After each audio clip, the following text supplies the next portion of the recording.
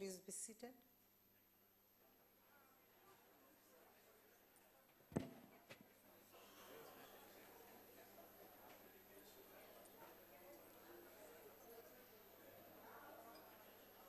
The Secretary will read the first order of the day.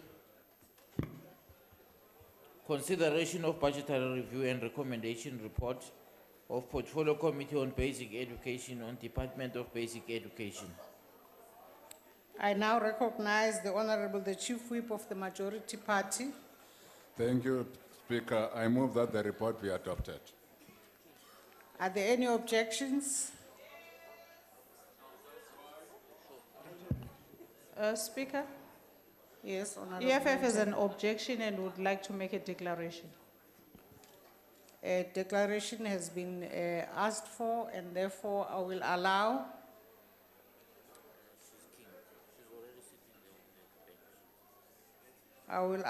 Honorable King, who's already in the waiting bench.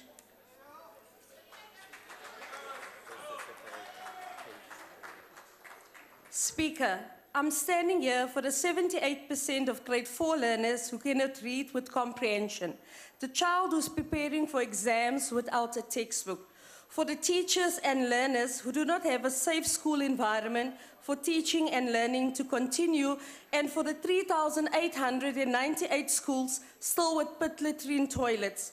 24 years later, the outcome of our education system is a generation that is largely not equipped to find jobs and will add to our unemployment crisis.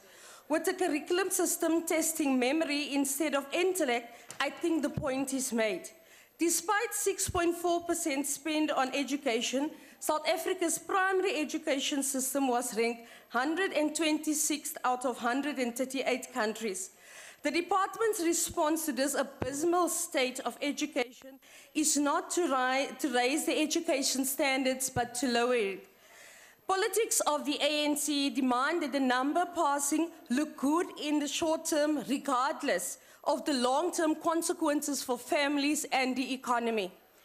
3.68 billion rand of the education infrastructure grant was unspent for 2011 to 2017. And more importantly, the unspent amount of 30% of the total grant allocation implies that there is enough money available in the system to address historical backlogs in the infrastructure. The Department of Basic Education should get the basics of education, as in the Western Cape Education Department, where year on year they receive clean audits. It is not rocket science. Create clear norms and standards for management and resources. Have stringent penalties in place. Minimize political and union interference, and make certain the curriculum prepares learners for the world of work. Parliament really needs to keep the department in check properly, instead of just expressing concerns or noting challenges. The Department of Basic Education needs to get its act together and not sugarcoat the facts. Education is a constitutional right and the best possible vehicle to empower South Africans and develop our country. I thank you. Vote yea. The Honorable Yako.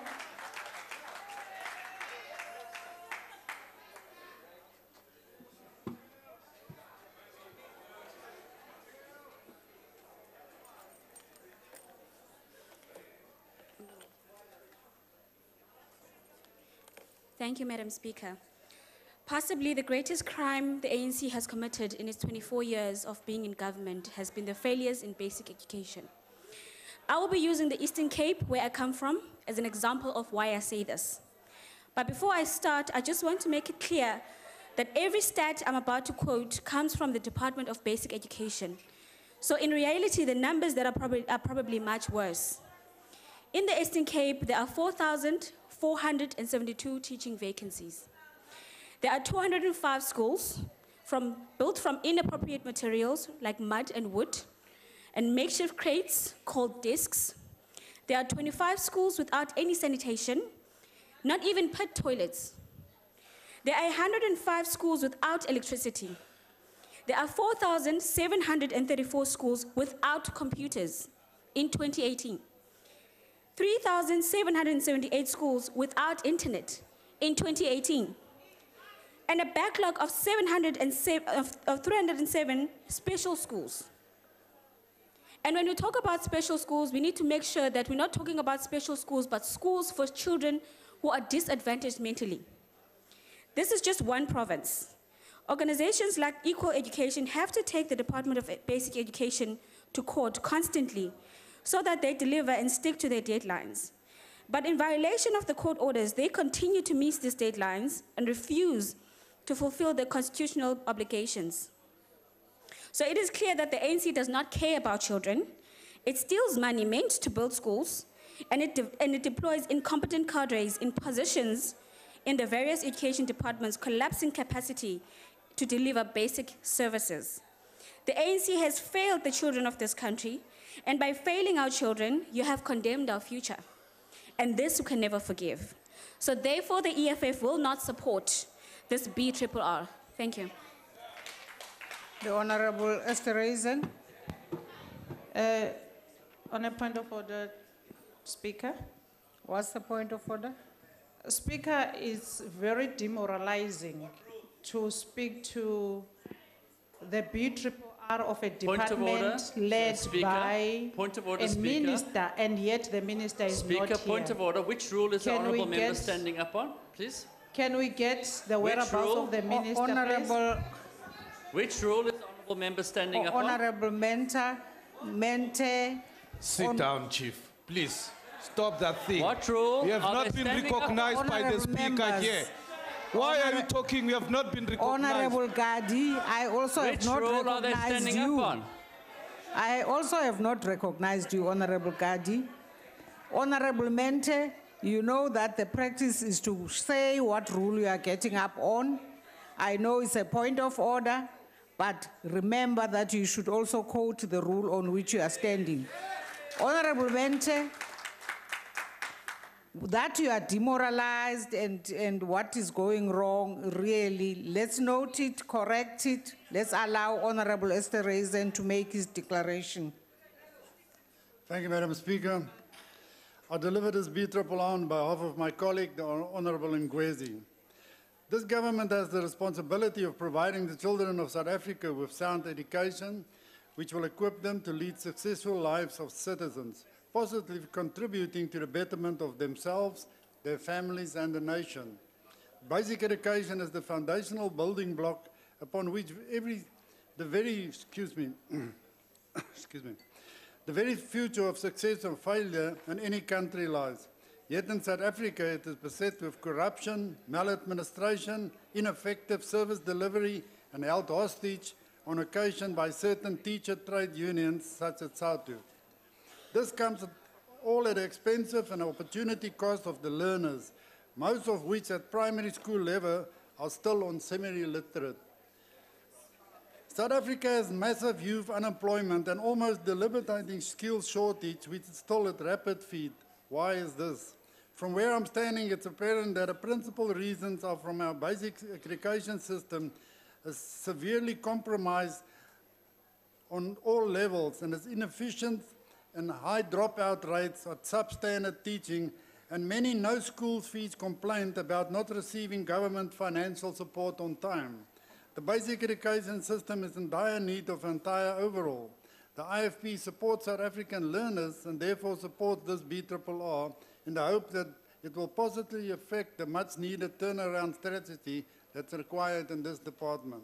Thank you. The Honorable Sheikh Imam.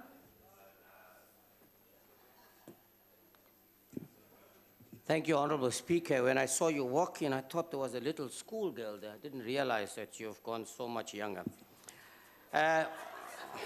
Honourable Speaker, the National Freedom Party welcomes the report tabled here today. But allow me to express my concerns, Honourable Chairperson. We have reiterated in this House, even the CD program does not seem to be bearing the fruit of the labour. What has actually happened, Honourable Chairperson, we appear to be setting up structures, and every structure that we seem to be putting in place seems to be failing us. And let me give you an ideal example, and for that purpose I'm going to deviate.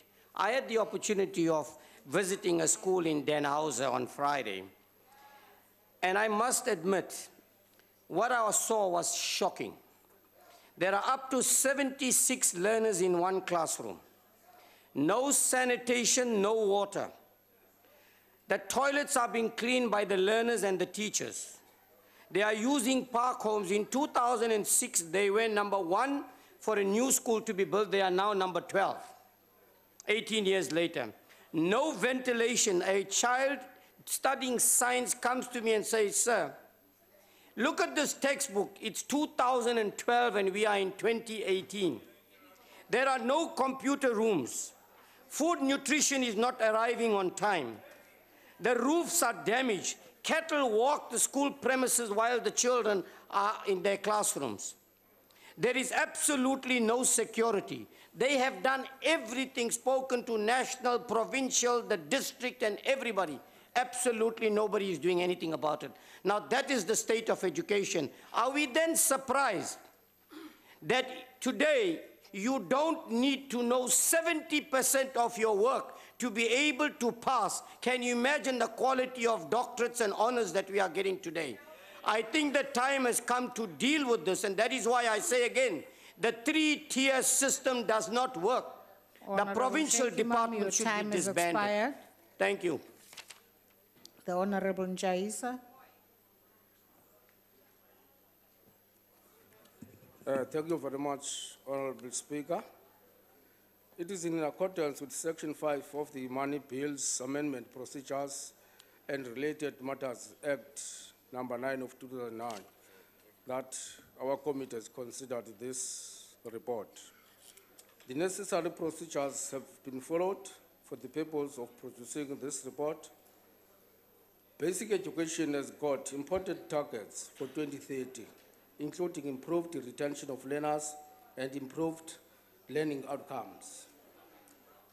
Also, it is important to note that the strategic goals of Department of Basic Education in 2017-2018 are connected to the 2014-2019 MTSF and the action plan. According to SONA, Madam Speaker, 2017, 2.6 billion was allocated to school infrastructure backlogs grant, commonly known as ASID. Having received this big amount, the incidents like those of young learners falling into old pit toilets should have been avoided. It is also unfortunate that there are many of the recurring challenges that we thought would have been sorted out. Challenges like the underspending of the ASID program, irregular expenditure, and fruitless and wasteful expenditure. However, the fast-track plans to improve performance in respect of these targets have been set for infrastructure and have been drawn up by the Department of Education. The allocated budget of 22.9 billion for 2017 and 2018 should be used effectively by the provinces, as the big amount now is always transferred to provinces, which is about 82% of the budget. We accept the recommendations by Auditor General South Africa, as these will improve the performance of the Department of Basic Education. Deputy Speaker, the National School Nutrition Program is doing well. Funds have been well spent. So this Honorable Njaisa, your time has expired. Thank you very much. The Honorable Macheke.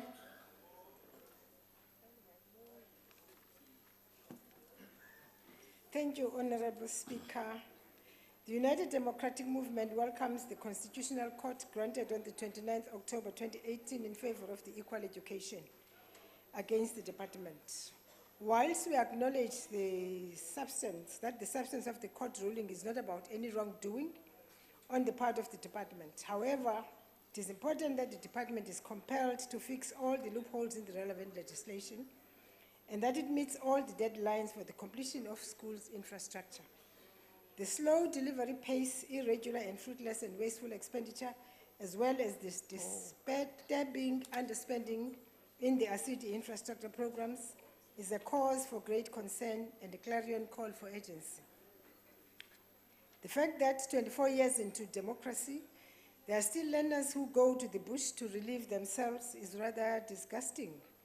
All schools in South Africa must, with immediate effect, meet the agreed to basic minimum standards and safety. There can be no effective learning and teaching in circumstances where school buildings are posing a danger to both learners and teachers. We hope that the Council of Education in its meeting would have appreciated the guidance from the highest court of the land and accordingly would have considered convening an urgent session with all the relevant government agencies and entities responsible for school infrastructure so as to facilitate the development and adoption of a comprehensive and integrated strategy and the implementation plan with clear timelines. Finally, internally, the department must, as a matter of legislative dictate, improve its internal controls, enforce consequence management, and always observe the provisions of the supply chain management. We support the report and looking forward to a sense of urgency in addressing these weaknesses. I thank you. The Honorable Carter.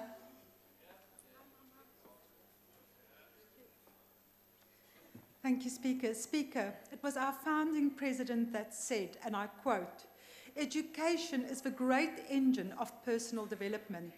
It is through education that the daughter of a peasant can become a doctor, that the son of a mine worker can become the head of a mine, that a child of a farm worker can become the president of a great nation," unquote. Speaker, education is key to breaking the shackles of our past and the ravages of poverty and inequality, pivotal in achieving our national development objective. Unlike other socio-economic rights enshrined in the Bill of Rights, the right to basic education should, according to our Constitution, be immediately realizable. As such, it must be prioritized by government. Yet, despite spending the most globally as a percentage of GDP on education, government fails in its constitutional obligation, fails our youth, particularly those from poor and marginalized communities, and condemns them to a life of joblessness, poverty, and despair. We note with concern the regression in the department's audit opinion, the resistance of SARTU and many educators and principals alike to embrace reforms to measure and improve their skills, competence, and performance. The failure of a CD infrastructure program to deliver and the maladministration, corrupted governance, and misappropriation of funds by provincial education departments, and the inability of a department to stop this rot and looting. As the Congress of the People, we once again express our grave concern at the inability and failure of government to deliver upon a most basic and fundamental right. Thank you. The Honorable Gina.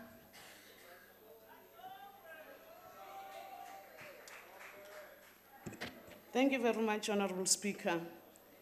The Portfolio Committee, we have welcomed the report from Basic Education, and we have noted with great concern some of the areas where the department needs to take care of, like the issues of infrastructure, where we are saying, as one of the recommendations, that the minister and the department must make sure that when it comes to the issues of infrastructure, eradication of poor sanitation and what school, that is one area where they need to concentrate even further. But also, we acknowledge the achievements that the department has come up with, and I'm proud to stand here today, Honorable Speaker, to say it is a fact that education prior 1994, we have never reached the stage where we are. There's so much that we have achieved now in education, but we need also to balance what is happening in the provinces. If we'll still continue to have the provinces that do not perform well, where we still continue to have provinces that when it comes to issues of transformation,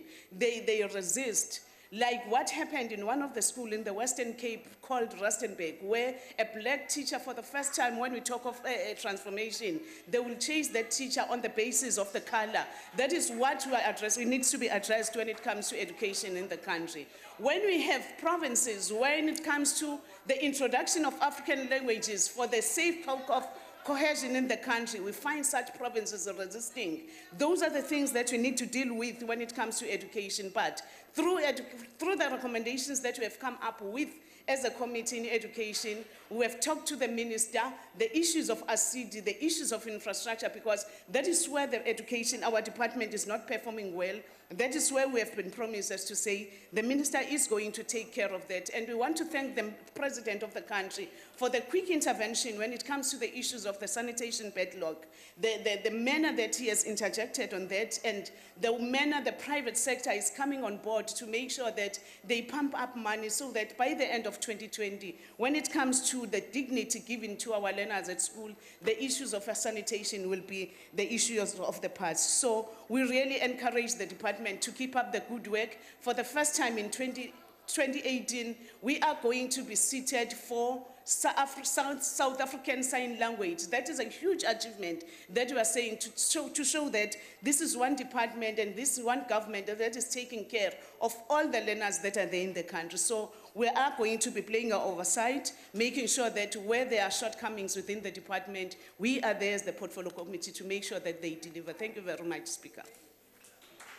We have come to the end of declarations. I put the motion again. Are there any objections? There are objections, honorable members, and therefore I now put the question. Those in favor will say aye. And those against, no. I think the ayes have it. Madam Speaker, the DA calls for division. Thank you. The DA has called for a division. I would like the bells to be rung for 5 minutes.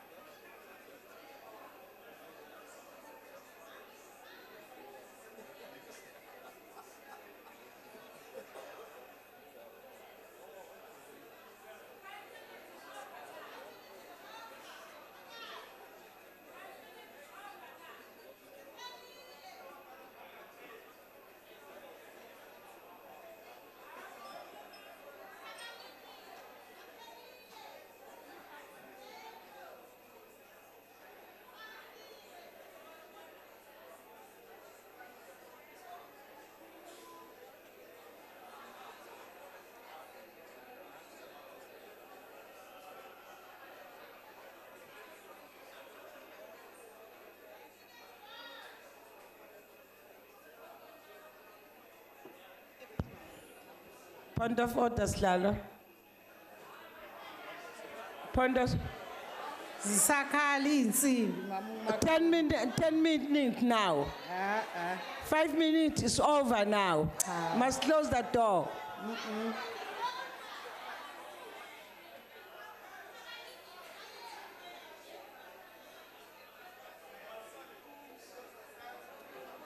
Honorable Speaker, kanti umam Khawula uyasazi isingisi.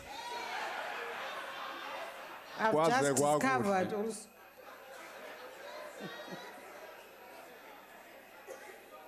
Suke edlala ngathi.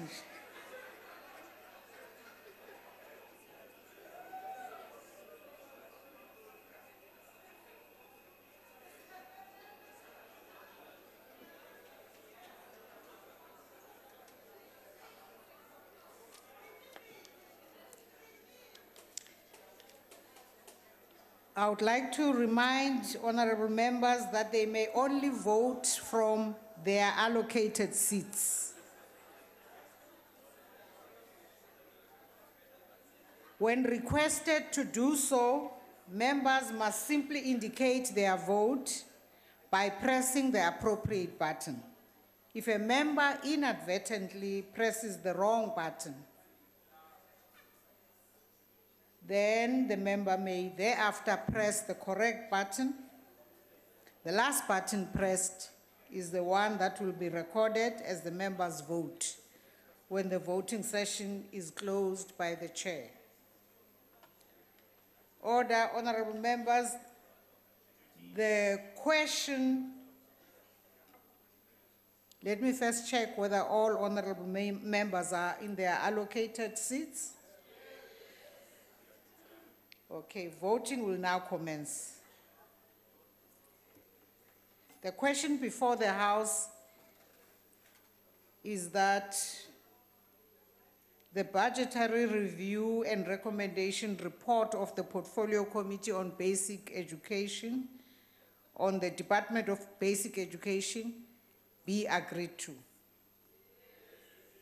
Now, those in favor of the report should press yes. Those against, press no. And those wishing to abstain, abstain. Press the abstain button. Have all members voted?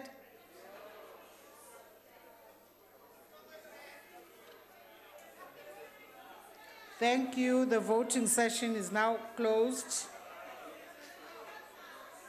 Oh, I see there are some desks where the voting mechanism didn't work well. Can the staff, table staff, please assist in those cases?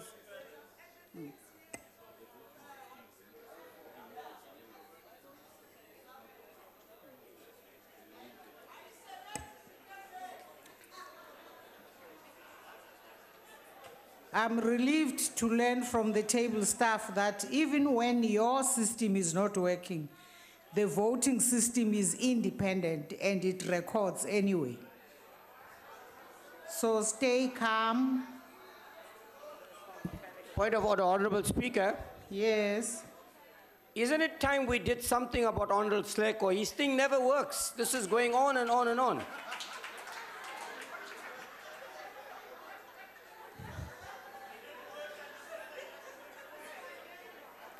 We shall note that.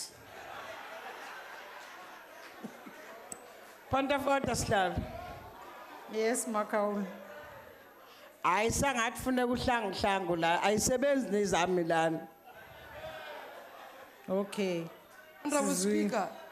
Honorable Speaker. Yes. I'm this side on the right. I shall not allow my member to be harassed by Honorable Imam like that, please. His thing will work very soon. That is noted.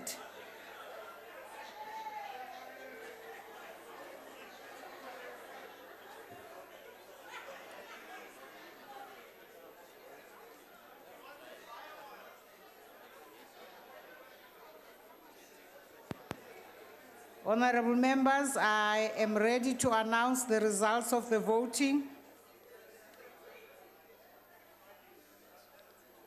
Abstain, 0. No, 70. Yes.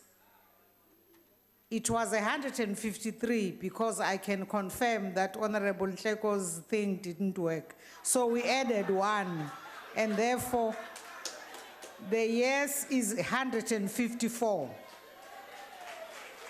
And therefore the report has been agreed to. Sorry, Slalo Samomohle. Awuvumuhle Jesu amkulezi insuku hayi. Slalo. Ngiyabonga. Somlomo. Yes, Mama Kaun. Uyabona ibhlungu lento eyenzakalayo ukuthi abantu into zabo engasebenzi. Inyanga zikhona abahamba abantu bayochatha izinto zabo isebenza ngiyabonga. Kulungile Makaulo uzoba advisor ngaphandle mase siqedile thina la. The secretary will read the second order. Consideration of budgetary review and recommendation report of Portfolio Committee on Labour. I now recognize the Honorable the Chief Whip. Thank you, Speaker. I move that the report be adopted. The motion is that the report be adopted. Are there any objections? Honorable Mente objects. The DA objects, but we would like to make a declaration. Thank you. The DA objects and would like to make a declaration, and I call upon the Honorable Bargrain.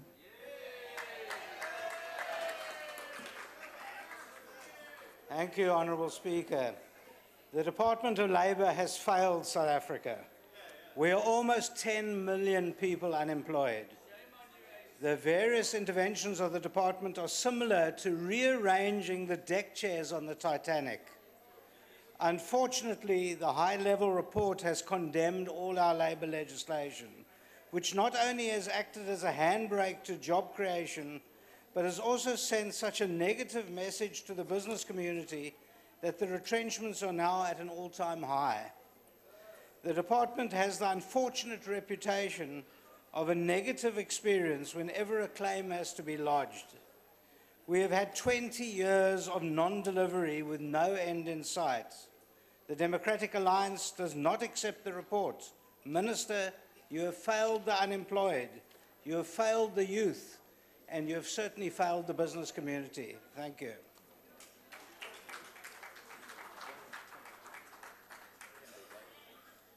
The Honorable Tembe Kwayo.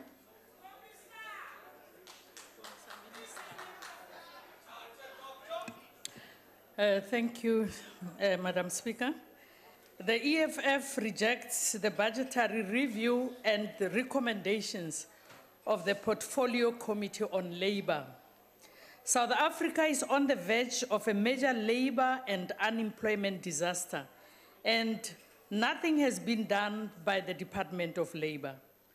A question we ought to be asking ourselves, therefore, is why are we unable to hold on to the jobs we have at the moment? Other than the structural impediments to job creation and economic growth, characterized in the main by the monopolization of key industries critical for growth by a few people, the very nature of racialized capital monopolizing the South African economy is such that it has built over the years an impeccable ability to exploit cheap black labor. When this labor is no longer amendable to slave wages and demands a living wage, captains of industries are only too quick to replace homebodies with machine. As a result, black labor is easily dispensable. One of the most urgent interventions needed now is an enactment of a Job Protection Act to protect existing jobs and not to make it easy for capital to just retrench people.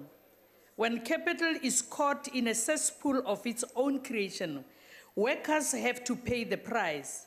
This cannot be allowed to happen unabated any longer.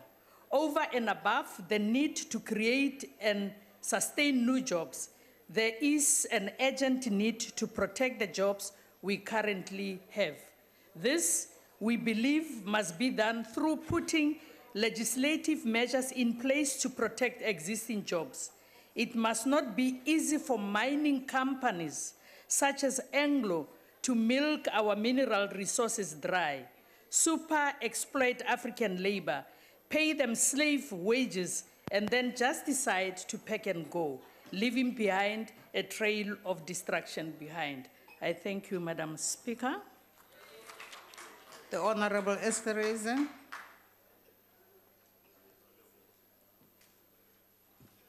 Thank you, Madam Speaker. The Department of Labour and its constitutionally mandated duties must create, maintain and enforce decent employment, labour standards, protection of fundamental rights of the labour force in the workplace by ensuring employer compliance with South African labour legislation. Yet there are many instances, some of which have been brought to the attention of myself and other members of the IFP caucus, where this is simply not the case.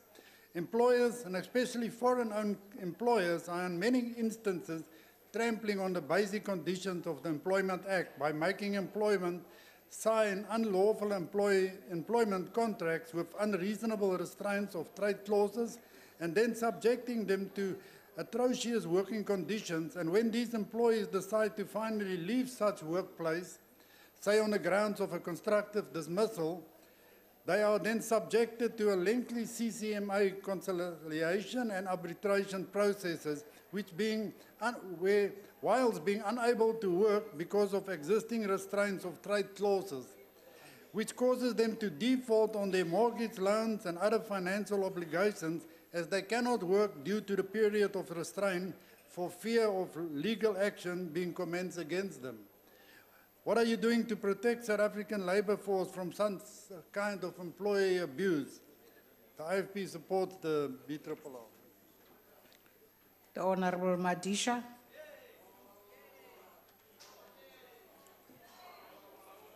Thank you, Honourable Speaker.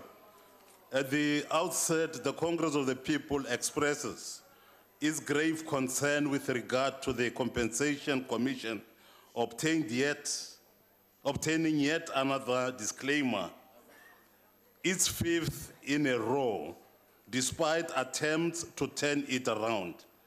It is unconscionable that an entity set up in law to consider and provide compensation for occupational injuries and diseases sustained in the workplace is riddled by fraud, corruption, and inabilities to deliver upon its mandate. We also wish to commiserate with the families and colleagues of the firefighters who lost their lives, gallantly fighting the Bank of Lisbon ablaze. Had the prescript of our occupational health and safety regime, for which the Department of Labour is ultimately responsible, been applied and enforced, this tragedy would surely have been averted. One shudders to think how many other government workplaces are just as non-compliant. Whilst we note that the department itself obtained an unqualified audit, one must question whether the department is delivering upon its mandate. The vision of the Department of Labour is to, and I quote, strive for a labour market which is conducive to investment, economic growth, employment creation, and decent work. Whilst we appreciate the work done by the department in addressing inequality and discrimination in the workplace and in promoting union and worker rights, we ask, have we got the balance right? Is our labor market conducive to economic growth and job creation? Our sickening and escalating unemployment rates shout out a clear no. The current unemployment rate in South Africa is beyond 40%, but government insists that only 27% of the population is unemployed. The problem is much more dire than has been given forth and cannot change with the current dispensation. This government has and continues to fail. The working class and the poor of our country are in trouble. Thank you very much. The Honorable Mwabe. Thank you, Honorable Speaker. The NFP supports the BRRR of the Portfolio Committee of Labour as presented. However, Honorable Speaker, we note the observations of the committee that the Auditor General found that effective steps were not taken by the department to prevent irregular expenditure amounting to almost 1.2 million. And also that the Auditor General found that effective steps were not taken by the department to prevent fruitless and wasteful expenditure amounting to further 4 million rand. We view this as a very negligent act by the department. It can't be correct that such a bad habit cannot be attended to by those in position of authority within the department. We therefore support the committee recommendations that incidents of irregular expenditure and fruitless, wasteful expenditure be fully investigated, and officials who are found to have flouted regulations be dealt with timeously. We also share on the observation, on the view of the committee, that the funding of the CCMA be made available to enable it to fully implement its statutory obligations in terms of the National Minimum Wage, the Basic Conditions of Employment Act, and the Labour Relations Act. Thank you very much. The Honorable Van Schalkwyk.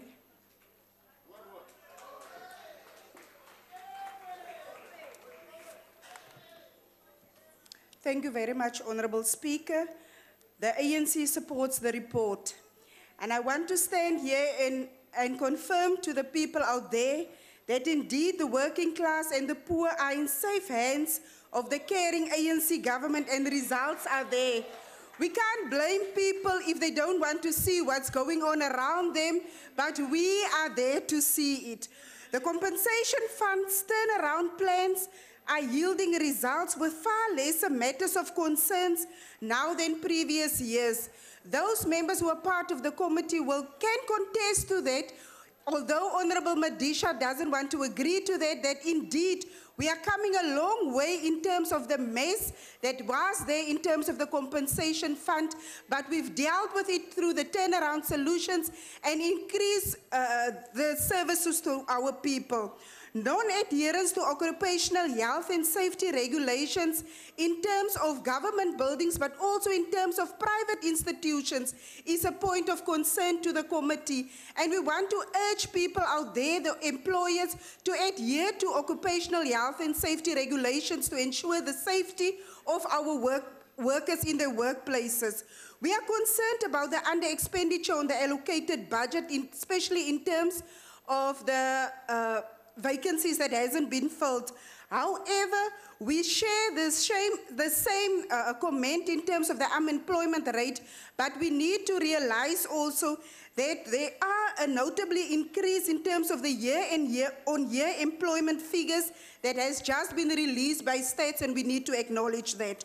We also have to acknowledge the proposals by the recent Job Summit, as well as the investment conference, which will assist in mitigating the unemployment challenges. Continuous UIF interventions also creates job opportunities for young people, and we cannot force the person to see what they don't want to see. Therefore, the ANC supports this report. I thank you. Honorable members, we've come to the end of declarations. I now put the question again. Are there any objections?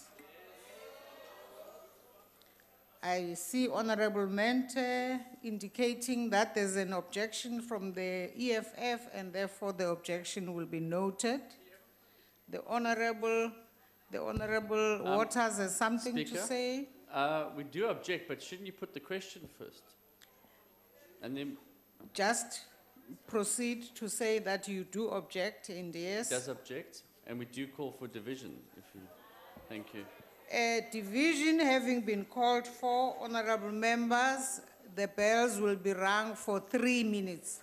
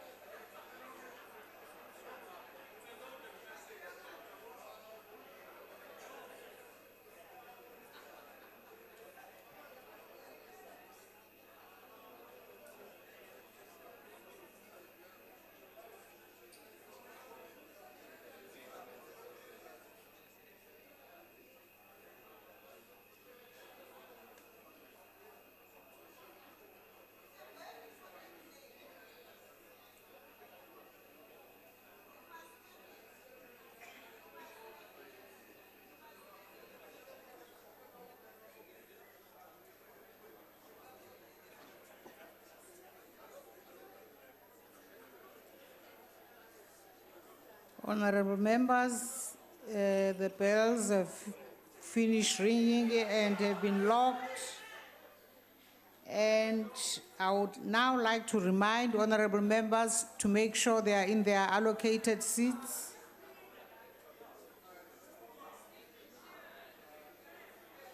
Honorable members, remember you indicate your vote by pressing the appropriate button. If you press the wrong button by mistake, just press a correct one. The machine will record the last one recorded. Honorable members, the question before the House is that the budgetary review and recommendation report of the Portfolio Committee on Labor be agreed to. Now voting will commence. Those in favor of the report, press yes. Those against, press no. Those wishing to abstain, press the abstain button. Has everybody voted?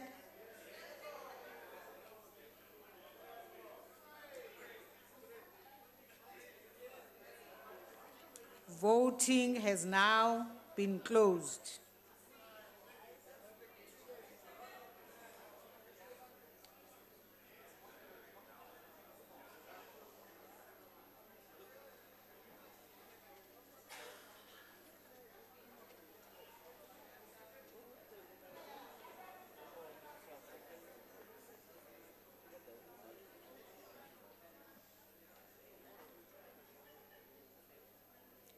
There's something I see in Tleko's hand out there.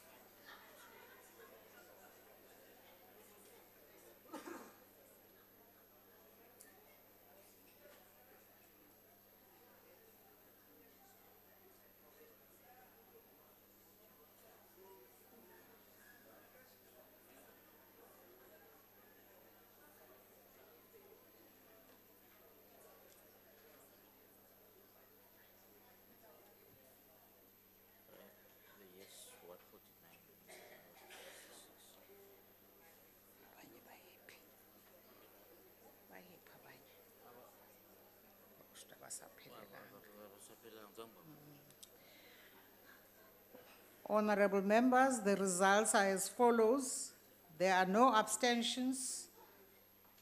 There were 66 noes and 149 yes. And therefore, the report has been agreed to. The Secretary will read the third order of the day. Consideration of budgetary review and recommendation report of Portfolio Committee on Police, on Independent Police Investigative Directorate. I now recognize the Honorable, the Chief Whip of the Majority Party. Again, thank you, Speaker. I move that the report be adopted. Are there any objections? The EFF objects.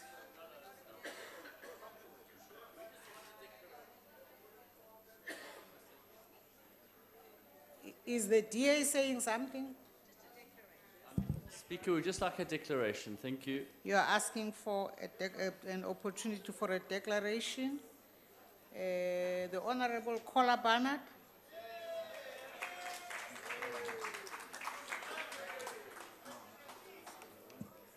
The SAPS hated the ICD and today it hates the IPID to the extent it's now begun re-investigating cases the IPID has already investigated. It seems to many that the SAPS is in the business of protecting criminal cops. They even exclude the IPID from internal disciplinary processes and then declare the matter closed. For a case, well, you or I may end up in jail having committed. The police want to police themselves, and yet police torture is up 25%. The IPID still sits in the dilapidated City Forum building owned by, wait for it, Roo Shabangu, who holds public works in the palm of his hand. He's doing to them exactly what he did to the then National Police Commissioner Beki Cele.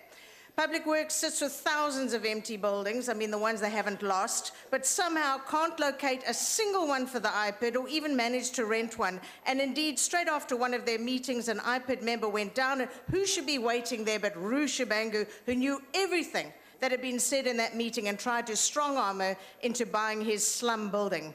Oddly enough, while the lease was declared invalid by the courts, Roo Shabangu is still being paid a huge amount monthly by who? That's the million-dollar question. The IPID is dealing with the police, fraudsters, rapists, and murderers, but couldn't, for example, move on the ever-protected Richard Mdluli because intelligence declared the files covering his looting to be a big, fat secret. Talk about state capture. The iPad is coping, but just. And with its predecessor, the IDC, like the predecessor, the ICD, it's underfunded, undermined, and actually with very little it has no option but to choose which cases to take on, which means certain cases fall through the cracks. They work with a bitter knowledge that their top structure was arrested and removed on fake rendition charges, crime intelligence sent in to vet and destroy any cases of cops that needed protecting, and it's cost over 20 million to re-establish what crime intelligence destroyed. That was the work of the then minister and now thankfully ordinary MP Ntleko. This report reflects much, but not necessarily all. The Honorable Sonti.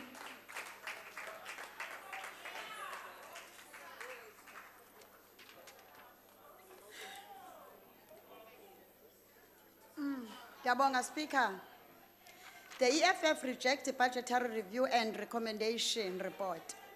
On the IPD, the unit has failed in a spectacular fashion to hold the police accountable and to ensure they are tried to their crimes. When our people were protesting for housing at Zwelihle Township, here in the Western Cape, the police responded with brutal force. None of them have been brought to book. In August, police shot and killed a student at the Tshwane University of Technology, unprovoked, without any danger to their lives of any kind. None of those police have been brought to account. What roles does IPD play, therefore, other than the limelight that comes with following politically charged cases? IPD must present the vulnerable and the poor who daily face persecution by police. We reject the BRRR. Thank you. The Honorable Nkosi Buthelezi. Thank you very much, Honorable Speaker. It is disheartening to note that steps were not taken against officials within IPAD that were responsible for incurring irregular expenditure at this entity. There were absolutely no consequence for this action, and therefore we are once again repeating ourselves. Year after year, there are no action taken against those who are implicated. How do we then turn the tide? Honorable Speaker, this institution is very important in terms of its mandate, which is to conduct independent and impartial investigation on specific criminality committed by members of SABC and municipal police. Given this mandate, the major oversight role on members of SABC, we do know that the budget given to this institution is limited, which does not enable the department to meet its obligation. Furthermore, the IFP wishes to express serious concern. While we are pleased with the decrease in the number of cases reported to IPID, there still remain a high number of cases of torture and death as a result of the actions of the police. This certainly does not augur well for the public, as there is an already loss of trust and confidence in the police, and citizens are actually so fearful of the police. This shouldn't be the case in our country, Honorable Chairperson. We need to strengthen the capacity of IP to hold the police accountable and regain the confidence in the police force by the public. The IFP supports the report. Thank you. Thank you very much, Honorable Sheikh Imam. Thank you, Honorable House Chair. The National Freedom Party notes and support the report tabled here today. Now, allow me to start off, Honorable Chairperson, by highlighting some of the challenges that we seem to find, particularly in IPID.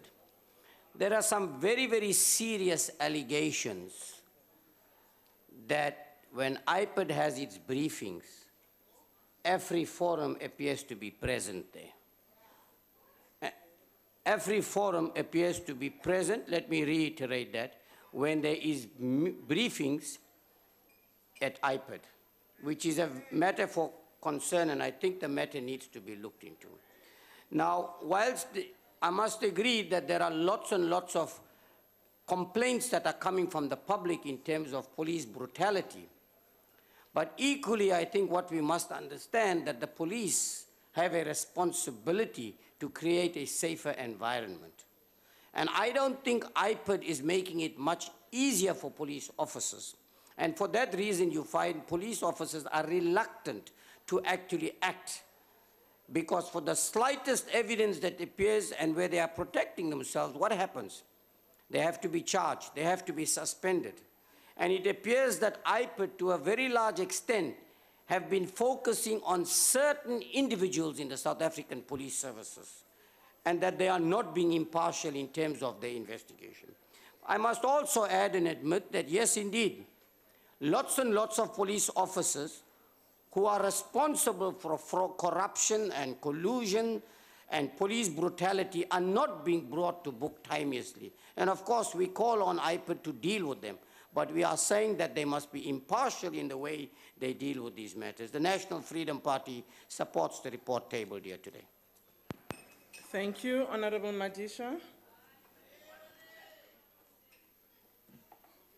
Thank you, Honorable Chair. History will record how much and how our criminal justice system came under attack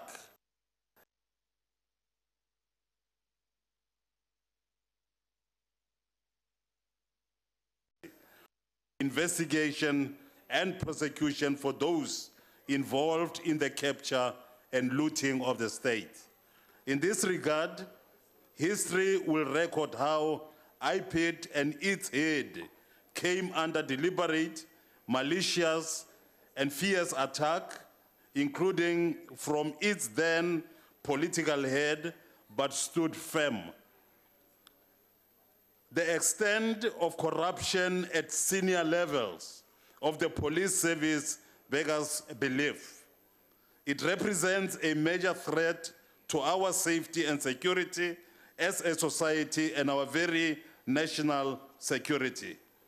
If we are to claw back and rebuild public confidence in SABC and in our criminal justice system, we will need a strengthened, resourced, capacitated, and supported IPID. We welcome the improvement in the audit opinion of the directorate and hope to see further improvement herein. We express our concern at IPID's underfunding and its need for additional manpower, specifically in relation to investigators. We support the call that to ensure IPID's independence, its funding not to be allocated through SABC's budget. But for now, we support this. Thank you. Thank you, Honorable Madisha. Honorable Mlebatsi.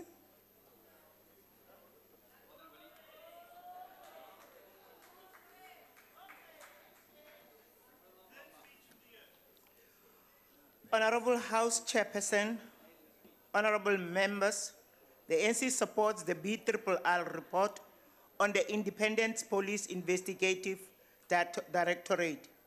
The IPID must execute its duties and responsibilities without fear, favor, or prejudice. The Portfolio Committee on Police recommends the following.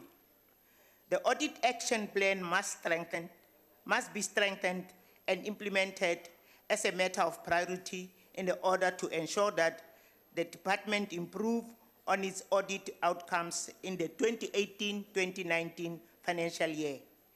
It is further recommended that improvements should not extend over the MTEF period, but prioritized within the next 2 financial years.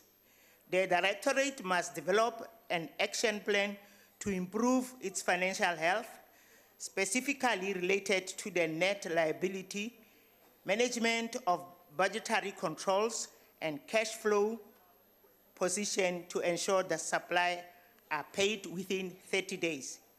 The Directorate must review its annual performance indicators and targets to ensure they reflect performance and encourage service delivery. The Directorate should review its performance management system in order to provide accurate and reliable performance information. This is specifically related to the flow-centric system. The ANC is in favor of the accountability and oversight the police sector to ensure that human rights-centered law enforcement culture. IPID must execute this important mandate. I'm sorry, Honourable Member, your time is up. Order, Honourable Members. I now put the question again. The motion is that the report be adopted. Are there objections? There are objections. I now put the question. Those in favor will say aye. Those against will say no. I think the ayes have it. Do you want me to record your objection? Please record the objection of the EFF. Thank you very much. The objection of the EFF has been recorded. The report has been adopted. Now I'll ask the Secretary to read the fourth order. Consideration of budgetary review and recommendation report of Portfolio Committee on Police on Civilian Secretariat for Police. I now recognize the Honorable Chief Whip of the Majority Party. Thank you, House Chair. We move that the report be adopted. Thank you. The motion is that the report be adopted. Are there any objections? Yes, there are. I've also noted that there is a call. Declaration. Yes, ma'am. Thank you very much. Honorable Mpele, I'm sorry.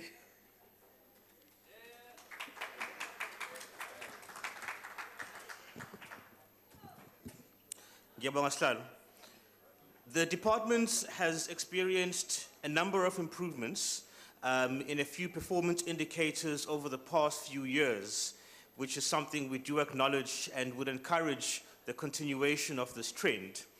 A key achievement in this regard was the attainment of a clean audit opinion in 2017-18, which was an improvement on the unqualified audit opinion in the previous financial year.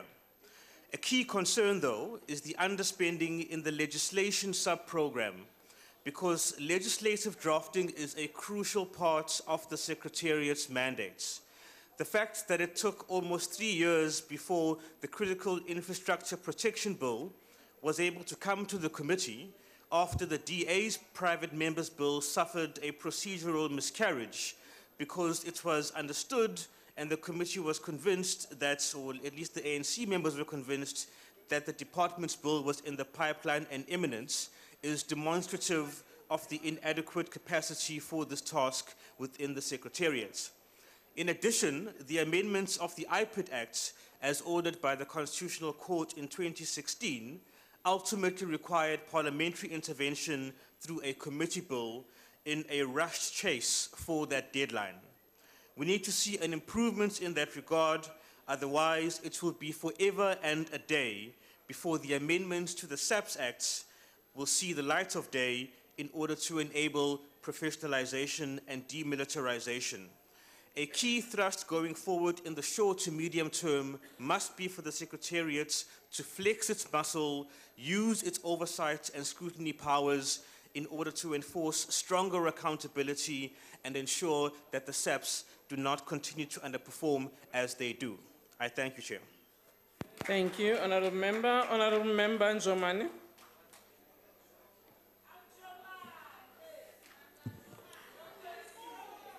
The Civilian Secretariat for Police could be a progressive tool in the fight against crime. But like so many things in the ANC-led government, its ability and capacity is limited. One of its key mandates is to deepen public participation in policing, strengthening policing forums in order to ensure that our people cooperate with police in a bid to fight crime countrywide. Crime in South Africa is as much a societal problem as it is in a policing problem. And the Civilian Secretariat for Police is the organization best placed to bridge this gap. But if you go to communities in this country especially, where crime is on a high rise, you see that Secretariat plays no meaningful role at all. In Nyanga, the murder capital of South Africa, people have been crying for something to be done about the high levels of crime in the area, but civilian secretariat availability, dololo. But the department has done nothing in most areas where communities are raising their voice, including Westbury in Gauteng. And the reason why there are so many instances of mob justice in the country is because there is such a large gap between police and ordinary South Africans. And this shows the failure of the civilian secretariat for police. The Secretariat is failing to live up to its mandate. And if you want proof, go to speak to the people on the ground. Ask the mothers of the Cape Flats what the Civilian Secretariat has done in the fight against gangsterism, and you will get answer from those people. The federal structural outlook of this organ, where National Directorate has no administrative authority over provinces, makes it worse. Your time Therefore, is up. EFF rejects Honorable this Make.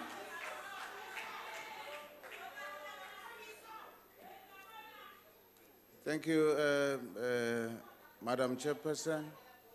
The ANC supports the report. It is very clear that it's only under the ANC government that the police were put under scrutiny because of what used to happen. And it's very surprising why people don't support IPID, the Civilian Secretariat, and so on. These institutions were established because of what we used to experience under apartheid. So if anybody doesn't support the report, it gives me an impression that they are nostalgic for the old order, which we would never go back to.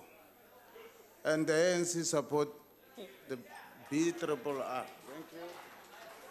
Thank you, order, honorable members. I now put the question again. Are there any objections? Those in favor will say aye. Those against will say no. I think the ayes have it. Chair, the Yes, DA sir. calls for division. Thank you.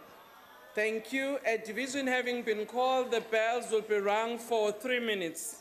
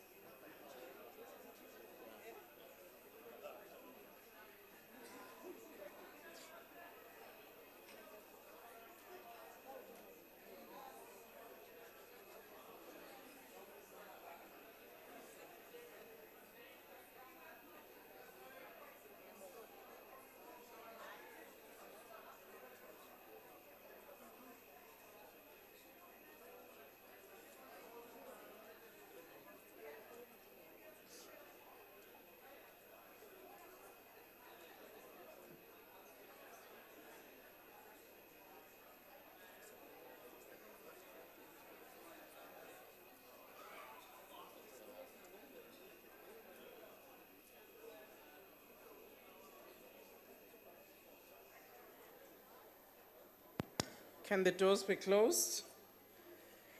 I would like to remind members that they may only vote from their allocated seats.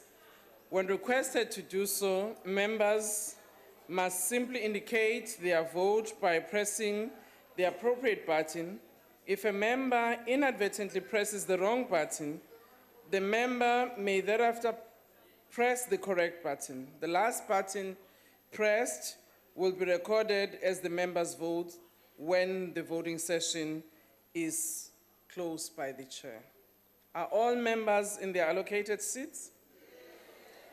The question before the House is that we approve the budget review and recommendation report of Portfolio Committee on Police on Civilian Secretariat. Though voting will now commence. Those in favor of the report should press the yes button. Those against should press the no button. And those who wish to abstain can press the abstain button. Have all members voted? Can we please note the other members, 3 that I've seen on the right? They have been noted. Thank you very much. Voting is now closed.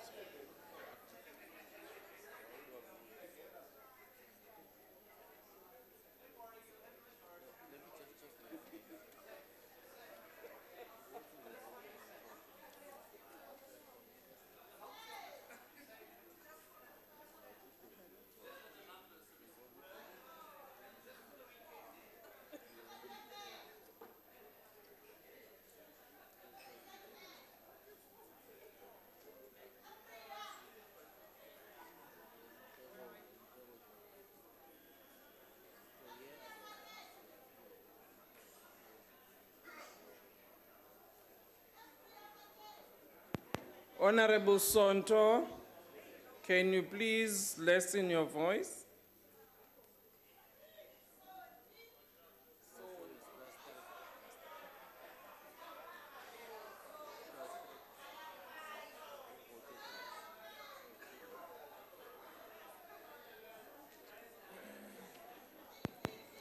Order, honorable members, the results are as follows. Yes, 208. 211, sorry. No, 7. Abstain, 0. The report has been adopted. Please note the objection of the EFF. Thank you very much. The votes have already happened, and I've just noted that the chief whips on the opposing side were assuring one another that on this one, we give you a present for the weekend. I'm not sure about the remaining orders, whether that would apply. Can the Secretary read the 5th order of the day? Consideration of budgetary review and recommendation report of Portfolio Committee on Police on South African Police Services. I now recognize the Chief Whip of the Majority Party. Thank you, House Chair. We move that the report be adopted. Are there any objections? There are objections, and I've also seen the hands for declaration. I now recognize Honorable Mbele.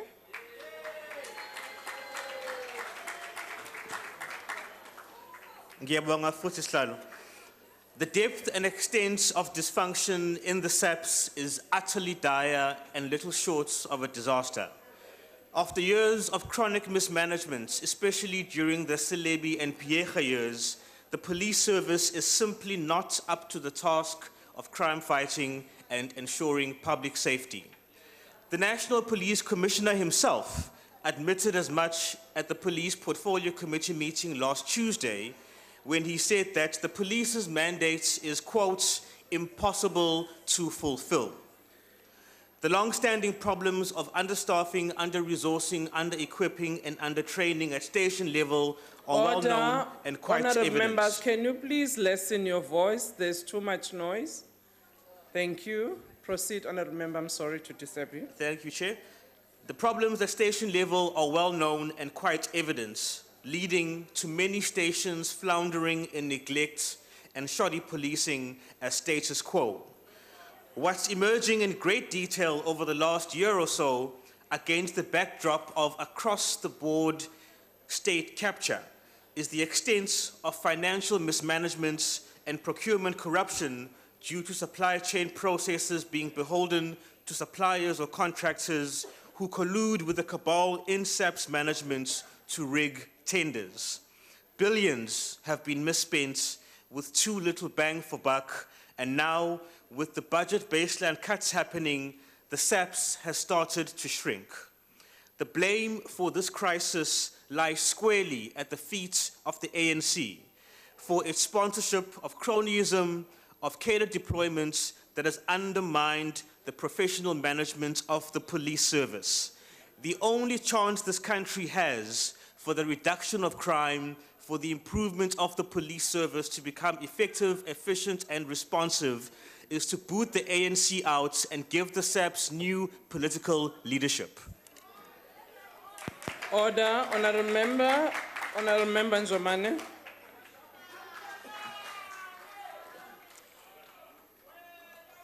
A farmer in KZN loved his sheep, equally the same with his wolf. That one day the farmer decided to keep both his sheep and wolf in one kraal.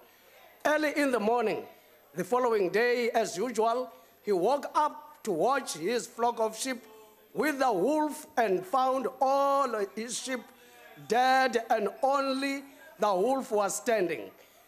The farmer tried to run back to his house to fetch his gun to kill the wolf. However, the wolf ran faster behind him and killed the farmer as well. This is what happened with ANC after ruling by Justice Squires on the matter State versus Shabir Sheikh. ANC got overpowered by love of Zuma and elevated him to the highest office, and later all hell broke loose, leading to the anarchy facing the country and the nation at large. Our police services find themselves in an uneasy situation as they must first arrest their political bosses who celebrate birthday cakes in Lutuli House as they represent nothing but axis of evil, which has taken our country down the corruption lane. Hence, the assassination of one of the vocal person in Estina Dairy Farm who raised corruption that touches on the as Secretary General of the ANC and one member of this House. It will be naive to think that people like Brigadier Gopal in Durban Port, who actually authorized passage of mandrags, of the container full of mandrags, which was later convicted in Walvis Bay, Namibia, with authorization stamp of South Africa, that this brigadier is acting alone. Here we have got a simple case that this brigadier is supported by some people in higher offices. Therefore, as we cannot support fiscal dumping, we reject this triple R. Order. Honourable Member, please assist the chair that when you are asked to actually stop your intervention and you yourself can see the time that it has passed, please make sure that you do move out of the podium. Honourable Telesi. Ngiyabonga kakhulu Somlom. 20,366 murder cases were recorded across the country in 2017-18. On average, 57 people were killed each day. 3,915 women and children were murdered. Over 40,000 rape cases were recorded, and millions of other crimes were committed during this financial year.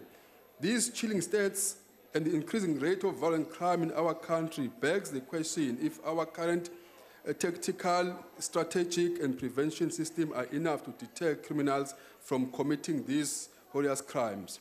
We cannot work in silos in tackling crime. There's a great need for the department to work in a more coordinated way, together with all government departments, to address socio-economic conditions our people find themselves in. SABC cannot address this issue alone. When our young people cannot find work, millions of South Africans remain unemployed. Many have given up on seeking jobs, thus they are more likely to commit crime, take drugs, and become part of gangs. These individuals are failed by the very system designed to assist our most vulnerable and poor in communities across the country. Honorable Speaker, we would like to, would also be able to tackle violence, looting, and arson attack during service delivery protest if and only if government departments, local departments, and provincial administration do their work properly the first time. There will be no need for community members to resort to violent means to have their plea heard. While the SABs must be held over the call of their exuberance in spending the public money on frivolous items, real crime are taking place and real action needs to be taken for justice and law and order to prevail. The IFP supports the report. Thank you. Thank you very much, Honorable Member. Honorable Sheikh Imam. Thank you, Honorable House Chair. The National Freedom Party welcomes the report tabled here today. Also allow me to advise you that the National Freedom Party supports the BRR report of the Portfolio Committee on Police tabled here today. Honorable Chairperson, the easiest thing to do is to come here and criticize. And that is what we appear to be doing.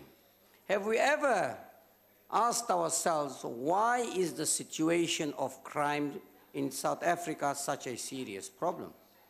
And one of it is the contributing factors which we seem to forget about. And many of us in this House are responsible for the contributing factors in this country. The special planning, poor housing, no water and sanitation, high unemployment.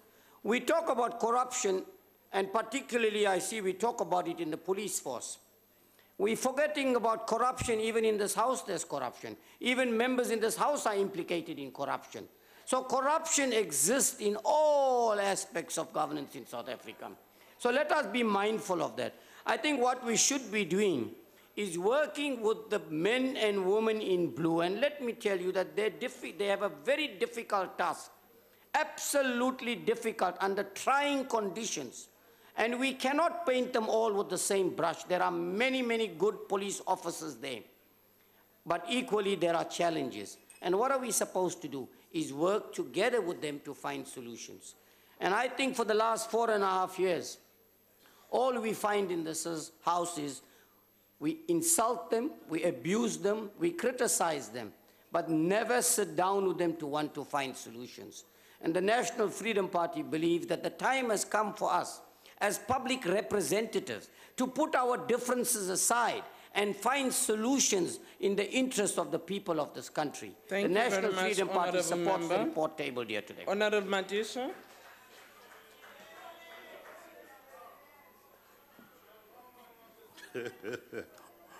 Honorable Gwede, what a bad and sorry story to tell. If SAP's BRRR report were a mirror, I would be inclined to ask ANC to hold it up and to have a long, hard look. What they would see is the manifestation of their immorality. It is shameful what the ANC have allowed, facilitated, and been complicit in with respect to the South African Police Service. What transpired amounts in part to treason, organized crime, and corruption. Today, our police service is a mere shadow of its former self. Its former commissioner and CFO currently face criminal charges. Its top management are riddled with appointees whose skills, experience, integrity, and loyalty are questionable. We are still to get to the bottom of how public funds were channeled to repurposed by crime, or repurposed by crime intelligence to manipulate voting at at least 2 ANC national conferences. And whilst shocking beyond belief, it hardly comes as a surprise to learn of the reported involvement of at least 20 of SABC's top management in colluding to reprioritize and siphon millions from the criminal justice system. It's no wonder that last year the head of IPID... Honorable member, your time is up. Honorable Buchman. They are taking black bags. 5 minutes. Thank you, House Order, Chair. honorable member, no gestures in the House. Thank you, House Chairperson, honourable members and fellow South Africans. The ANC supports the report of the Portfolio Committee that was adopted on 17 October 2018. The committee made 16 recommendations focusing on financial management and implementation of the Auditor General's recommendations, steps to deal with criminality in the criminal justice system, as well as the independent review of all high-level contracts prior to approval, and the implementation of a fully fledged combined assurance model within SABC. Now, House Chairperson, since our last BRRR report in 2017, a new permanent national commissioner was appointed by the SABC. We have seen in 2018 that the ANC government has been resolute to strengthen the criminal justice system with special reference to SABC. We will highlight a few matters. The appointment of a new head for the DPCI, the appointment of a new head for crime intelligence and a turnaround strategy, the reintroduction of specialized units and the anti-gang unit that was launched last Friday by the President in Cape Town, the arrest of high-ranking police officers allegedly involved in corruption and tender manipulation, the arrest and successful prosecution of members of the Hawks and SABC for criminality and corruption, the establishment of a multitask team, including the Hawks, to investigate Steinhoff and VBS. It is quite clear that on a strategic level, the SABC must contribute to the strengthening of the criminal justice system, the professionalization of SABC, and the building of a safety using the communities as an integrated approach. A reduction in the number of reported contact crimes and an increase in the proportion of households who are satisfied with police services in the area is a non-negotiable for the ANC. The SABC need to step up the efforts to deal with organized crime, violent crime, and corruption. In closing, Thank you, honourable member. Your time is up. The ANC supports this report. Thank you. Are there any objections to the report being adopted?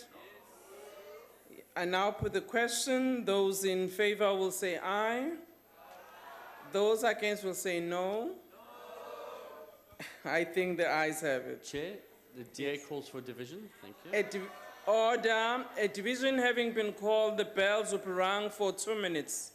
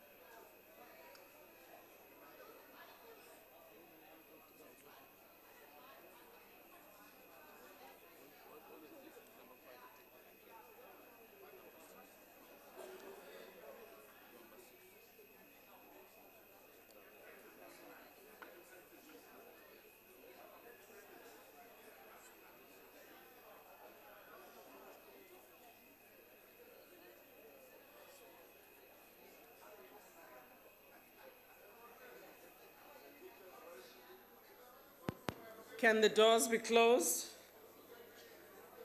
I'd like to remind members that they may only vote on their allocated seats. When requested to do so, members must simply indicate their vote by pressing the appropriate button. If a member inadvertently presses the wrong button, the member may thereafter press the correct button. The last button pressed will be the one that will be recognized as the member's vote. Order. The question before the House is that the Budget Review and Recommendation Report of Portfolio Committee on Police on South African Police Services be approved. Are all members in their allocated seats? Voting will now commence. Those in favor of the report should press yes button. Those against should press no. And those wishing to abstain must press the abstain button. Have all members voted? Thank you. Voting session is now closed.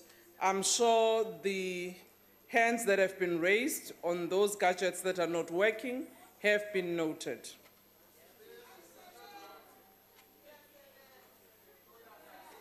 Order, honorable members. The Speaker ruled that Honorable Kawula will give consultations outside on anyone who needs consultation on anything.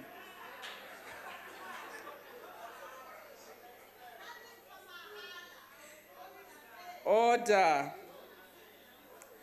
Honorable members, the results of the vote are as follows. Yes, 157, no, 64, and there are no abstentions. The report has been accordingly agreed to.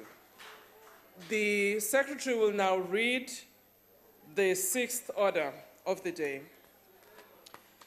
Consideration of budgetary review and recommendation report of Portfolio Committee on Mineral Resources. Thank you. I now recognize the Chief Whip of the Majority Party. Thank you, House Chair. We move that the report be adopted by this House. Thank you very much. Thank you very much. Are there any objections? Yes, there are objections, as well as Minister of Mineral. There are objections and call for declaration, and I'm sure you'll hear when members present their declarations why they are objecting or why they are agreeing. Thank you. The DA. Thank you, House Chair. This is a fair report with which we are in general agreement. But there have been other BRRR reports in the past. They contained some good recommendations. But the recommendations were ignored by the department. So what's the point of this process if the department just ignores the Portfolio Committee? Of course, it needs political action to correct this. It needs the political will to make things better, not just to accept the behavior of officials because you're the party in control. But that's not what we've seen so far. This is part of a pattern. We see this across the mineral resources portfolio. Nothing as stark as when we get the official line on the recently passed mining charter. The ANC line on the charter is, it's a great success. Mining companies love it. It'll bring loads of new investment and create new jobs. Unfortunately, this line is far from reality. Why would any change in the law that makes it less profitable to invest bring in new investment? Well, we're told, because the charter's made the rules more certain. Well, A, they're not, because we don't know the rules yet. And B, the major certainty is that the rules are bad and not attractive to investors. Certain big mining companies with existing mines are pouring honey in the minister's ears, and he's spinning it to us. They are just pleased they won't have to close their mines. Of course, the only new mines they will open are outside South Africa. All this new capital that is being promised will just keep current operations going. We don't see it creating many new jobs, and the truth is the mining industry will continue to decline. Thank you, EFF.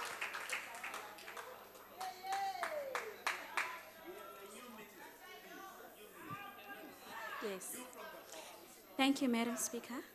As the EFF will reject the budget review and recommendation report of the Portfolio Committee on Mineral Resources.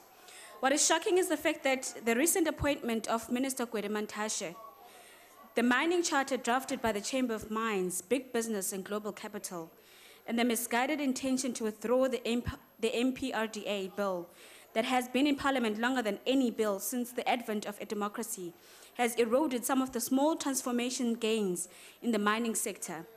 And this was only possible because the Portfolio Committee have sat and watched as the former ANC constitutional delinquent president refused to sign the bill.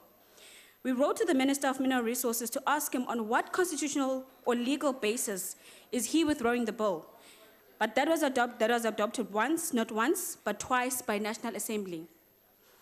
He has not responded because he is fully aware that he's breaking the law. We also want to take this opportunity to welcome the Constitutional Court judgment on the community's right to say no. And we will not montage on mentioning instances such as Kolobeni, where people were bussed in from as far as Icala, and that was called a public participation. It is only through state ownership and control of mines that communities will be fully engaged and participate in mining for the betterment of our people. We cannot continue to own more than 63,000 of 69,000 metric tons of the world's platinum, yet we are the least beneficiary. It must stop, and it must stop now. Thank you. Thank you, IFP.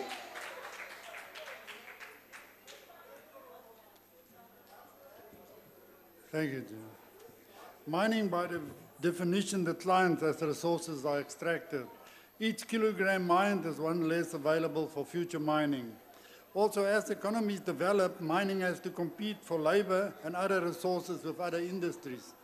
The new mining charter that promised to break regulatory logjams that have beset the industries for so long, unfortunately does not deal with all the key obstacles this industry faces.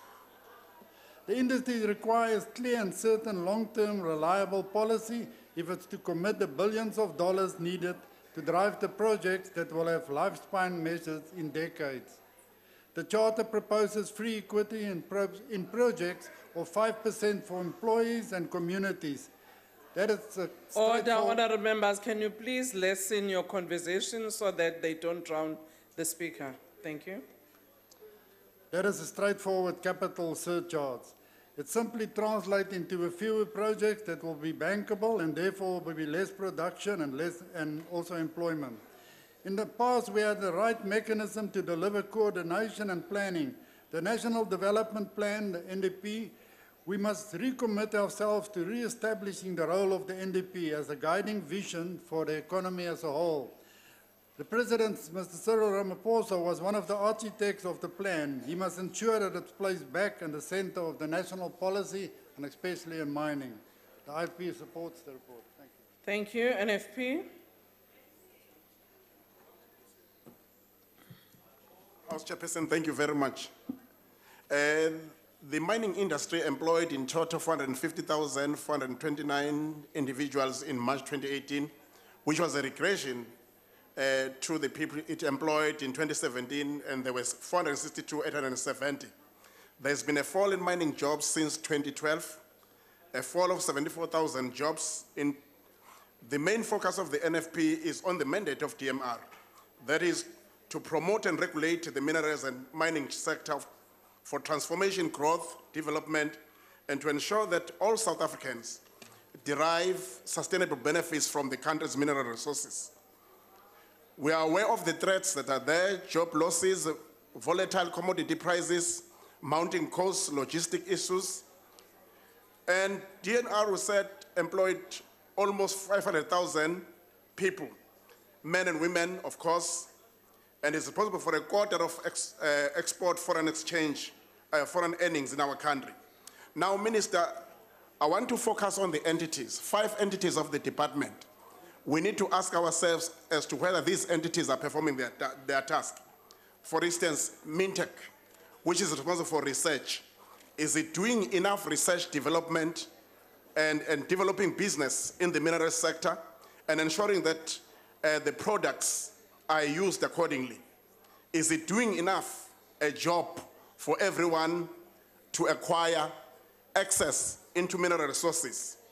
Now, when it comes to Mine Health and Safety Council, the NFP wants to see no fatalities in the mining sector, even if they are reduced, but 1 person dead is too many. There are too many fatalities in the mining sector, and we hope Minister will attend to that. This question needs to be attended to. And I'm sure Order, that Honourable Member, your Mintech, time is working up. with the Mining Council, will have to ensure that there are no deaths in the Order. mining sector. And those communities within the proximity of Honourable the, Kubisa, are assisted accordingly. your time is the up. NFP supports the budget. Thank you very much. Honourable Kubisa, you went much over your time. Honourable Madisha? No.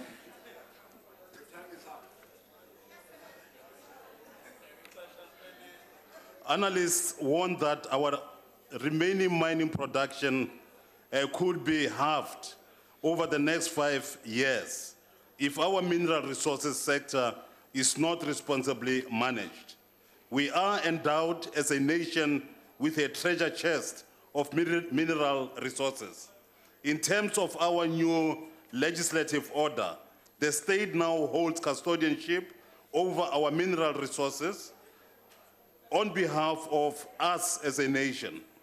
And in return, we as citizens trust that government will exercise its custodianship responsibly and promote the exploitation of our mineral wealth for our benefit and well-being. Chair, this includes our transformation imperatives. The Department of Mineral Resources has in the recent past been one of the better performing departments as far as audit outcomes are concerned. But this is delivered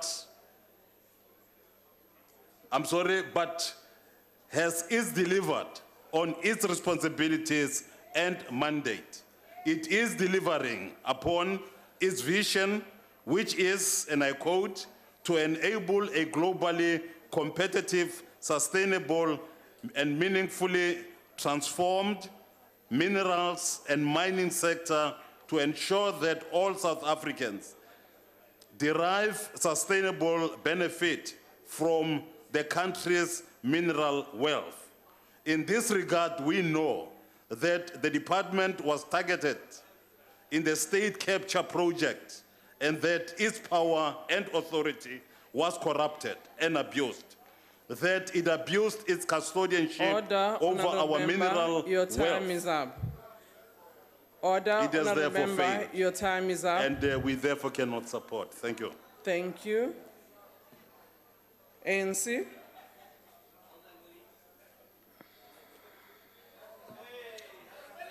Thank you, Honorable Chairperson, honorable members, Nagumchagazi Obegegileyo Molweni. In accordance with the mandate of the Portfolio Committee, has made the following recommendations.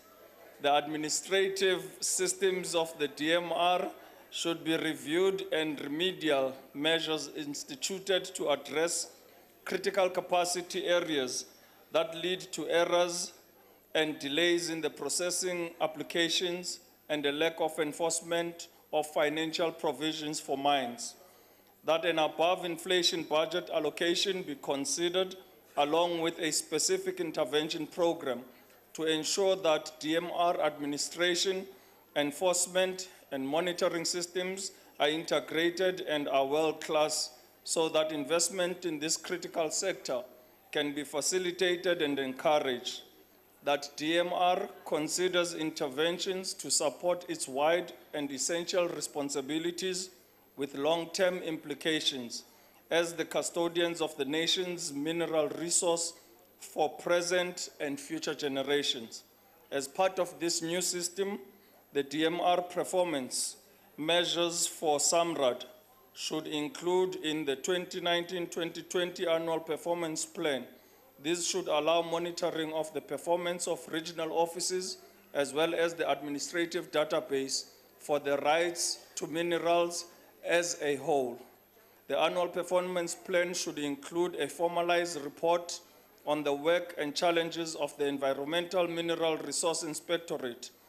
The high quality of mine health and safety reports is a significant aid for performing oversight of the work of the DMR for occupational health and safety on the mines. The same standard for monitoring is Honourable required. Member, your time is up. We therefore, as the ANC, support this BRRR. Thank you.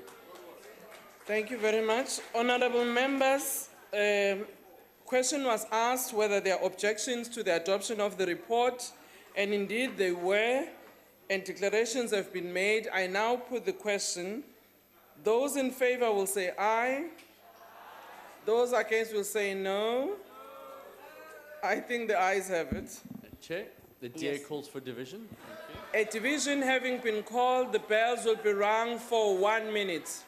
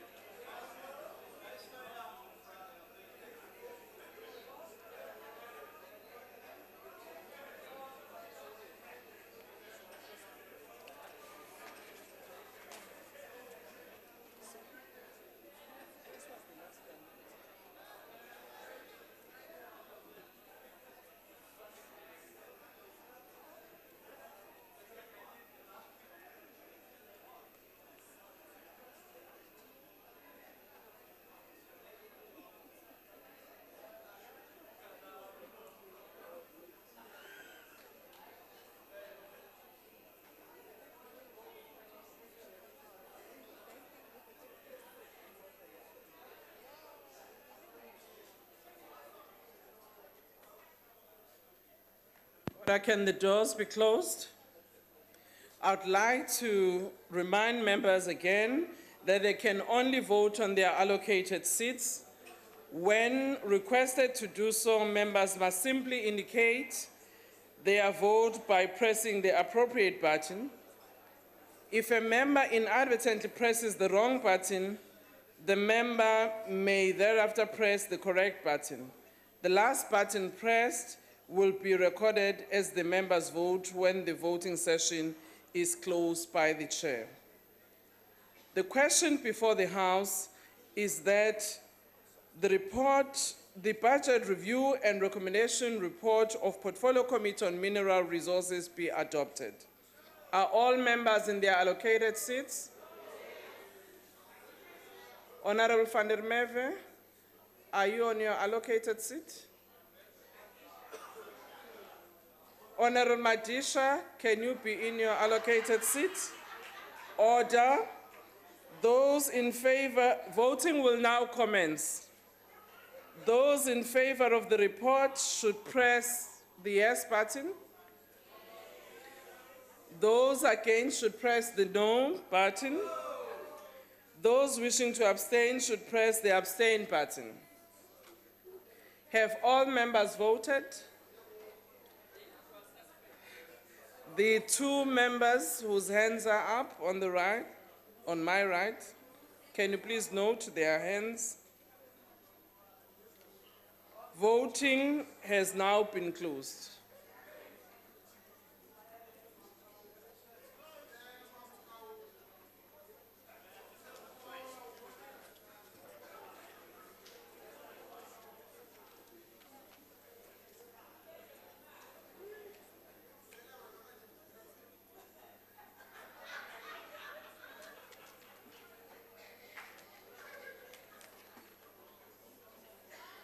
Order, honorable members. The results of the voting are as follows. Yes, 153, no, 63, and there are no abstentions. The report is accordingly agreed to. Order, honorable members. Honorable Ntlangwini, I was just about to celebrate you as a new bride and say that, order, we had hoped we were going to get some meat. When I looked at your dress code, I thought, voila, we have a meet this afternoon. But thank you very much and congratulations. On a point of privilege, Chair. Hello? On a point of privilege. Okay, what's the point of privilege?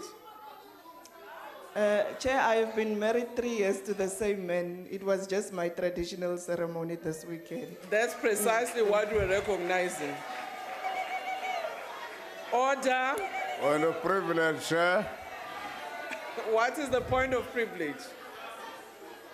Uzoyalwa ubani apha eParliament. Order, honorable member. Uyalwa ndim. Can we now move? Order, honorable members, can we move on the next order in our order paper, which is the motions without notice? Does any member of the ANC wish to give a motion without notice? Yes, honorable member. Order, honorable members, if you are leaving the house, do so quietly.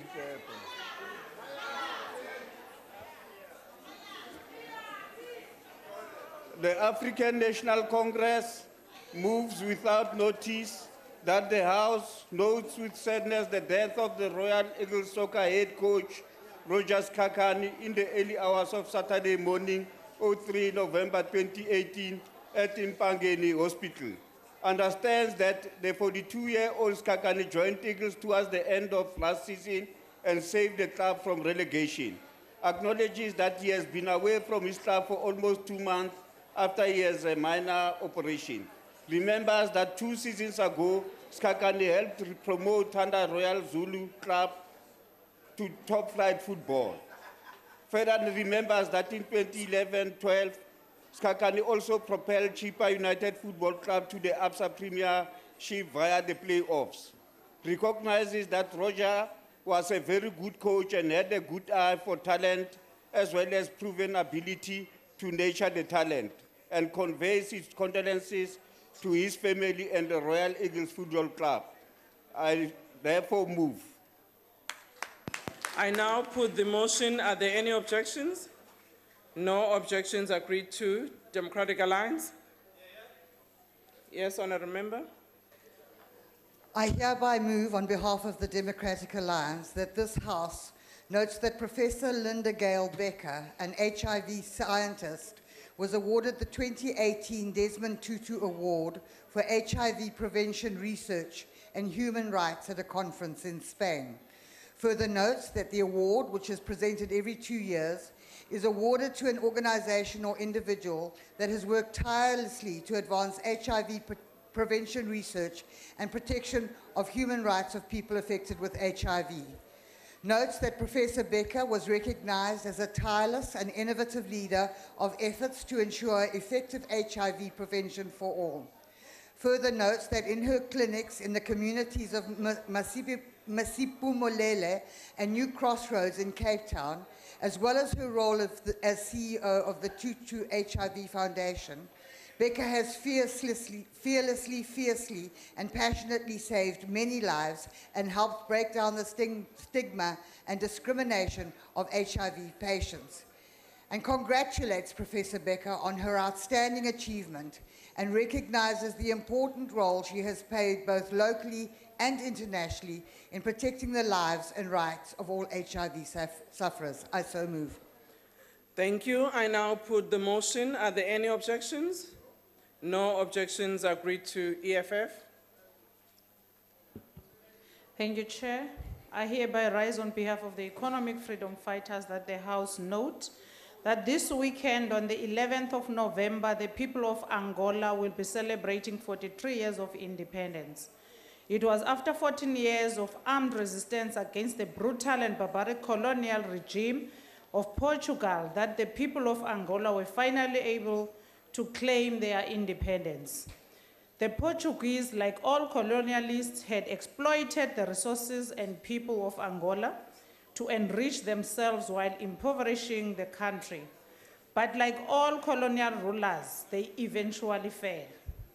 While African countries like Angola are politically free, neocolonialism has meant that economic freedom still remains a distant dream for the people of Africa. Angola has an abundance of natural resources, but these only benefit a handful of international and local elite, while the people live in poverty.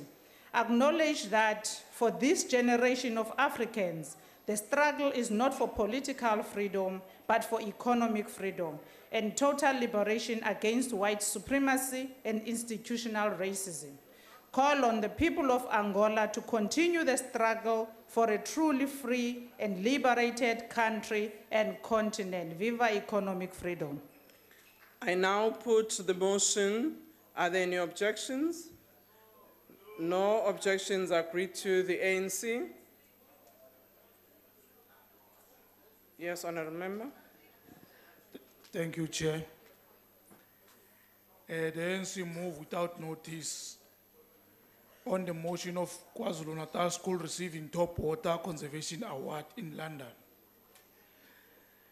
We know that the rural KZN school has won two top awards at the International Water Conservation Competition in 24 October 2018 for its effort to save water resources. Further note that the Mbovini primaries was representing South Africa at the Water Explore 2018 in London when they received the Innovation and Student Choice Award. Acknowledge that people from 11 participation countries, including Turkey, Germany, and Malta, agree that Mbovini projects were creative. Understand that these projects include turning chip and sweep wrapper, which often end up in local rivers, into eco bricks, which were used to make outdoor furnitures. Recall that the Mbovini was picked to represent South Africa after impressing a panel of judges in August this year. And congratulate the two young learners, Esihle Kasa and Asipile Mkonde, who presented their school project at the event, as well as the team coordinator. Unfortunately, your time is over, Honourable Member. So the ANC move.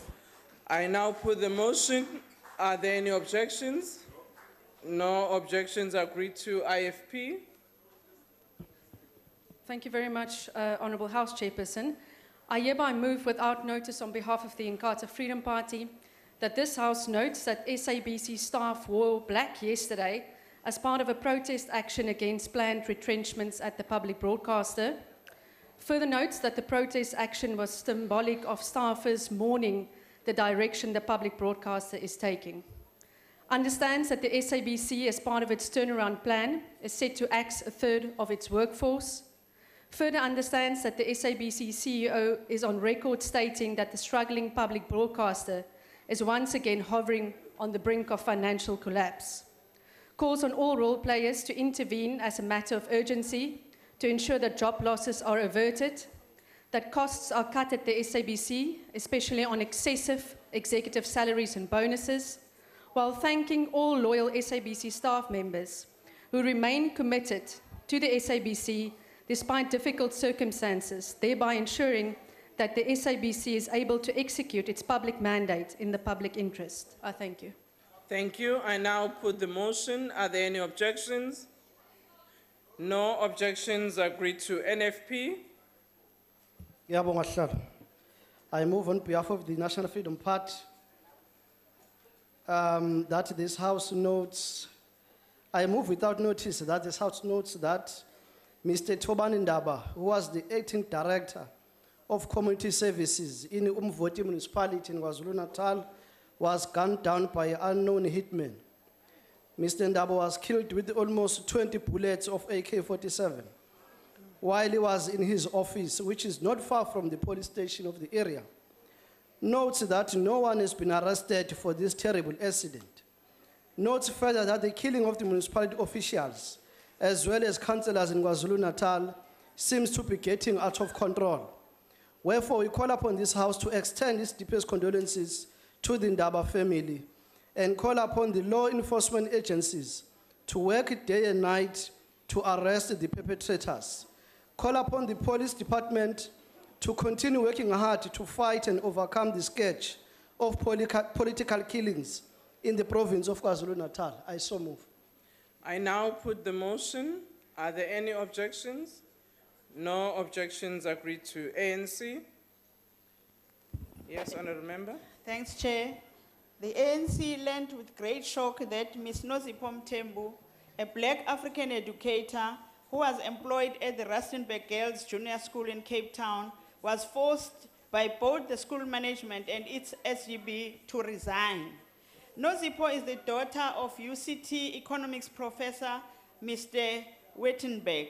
This move was the result of questions posed over the competency of black educators. A grade 5 learner at the school was heard asking a surprised parent if black educators are real educators. Mr. Mthembu began teaching at the school in January this year, and within a period of 9 months, she was admitted to hospital suffering from stress and anxiety. She says she was coerced into leaving the school by the principal and SGB. In other words, she was racially discriminated against. In early September 2018, she was told by the principal that she should consider resigning. The ANC is disappointed that this matter had to be taken to the CCMA, where Ms. Mthembu has agreed to a settlement reached in her case. In August last year, 3 parents resigned from the school governing body, saying they were alarmed by the way the school blocked transformation. The ANC believes that the Western Cape Education Department lacks the will and is ineffective in addressing racism in Western Cape schools. The ANC moves. Thank you, Honourable Member, but I think that is a statement, not a motion without notice. So I will not put it because it was not on those that were tabled for the motion. So we will ask if you can contact your whip in that regard. The UDM. Thank you, House Chair. I move without notice on behalf of the United Democratic Movement that the House notes that the Western Cape High Court reached a guilty verdict of the 3 men who raped and murdered Hannah Cornelius and for the attempted murder of Cheslin Marsh, condemns the gender-based nature of the violence that was evident in the events that led to the death of Hannah Cornelius, and denounces any gender-based attacks on all women, especially young women, sends its well wishes to Cheslin Marsh, the survivor of this brutal and heinous attack, and hopes that he will fully be reintegrated into society, acknowledges that the accused went on a crime spree attacking many other vulnerable women, in which one was robbed of her belongings and another was kidnapped after the murder of Hannah Cornelius, sends its well wishes to all the victims and the families, calls on the appropriate punishment that is equal to the heinous nature of the crime when the sentence is passed down on these individuals, in order to send a clear message to any potential perpetrators of violence and gender-based violence and murder and assault that violence is not acceptable in society, welcomes the verdict by the Western Cape High Court, and congratulates the National Prosecuting Authority on a successful prosecution. I so move. I now put the question, the motion rather. Are there any objections? No objections, agreed to. FF plus? The Democratic Alliance? Yes, Honourable Member. Thank you, House Chair.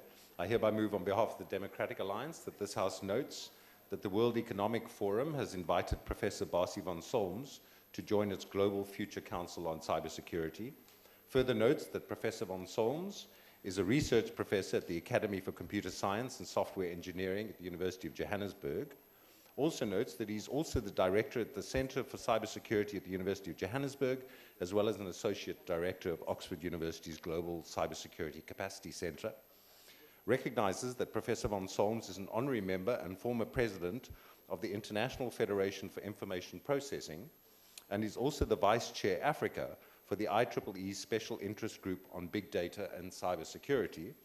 Notes that he is a fellow of the Computer Society of South Africa, of the British Computer Society, and of the Oxford Martin School at the University of Oxford, as well as a chartered information technology professional and a member of the Academy of Sciences in South Africa, acknowledges the leading role played by Professor van Solms in emphasizing the importance of South African cybersecurity initiatives in a global context, and congratulates Professor van Solms on his appointment to the Global Future Council on Cybersecurity. I so move. Thank you. I now put the motion. Are there any objections? No objections agreed to. EFF? Thank you, Chair. I hereby move on behalf of the economic freedom fighters that the House note that last week, Thursday, 1st November 2018, the United Nations General Assembly voted in favor of ending the economic, commercial, and financial embargo imposed by the United States on Cuba.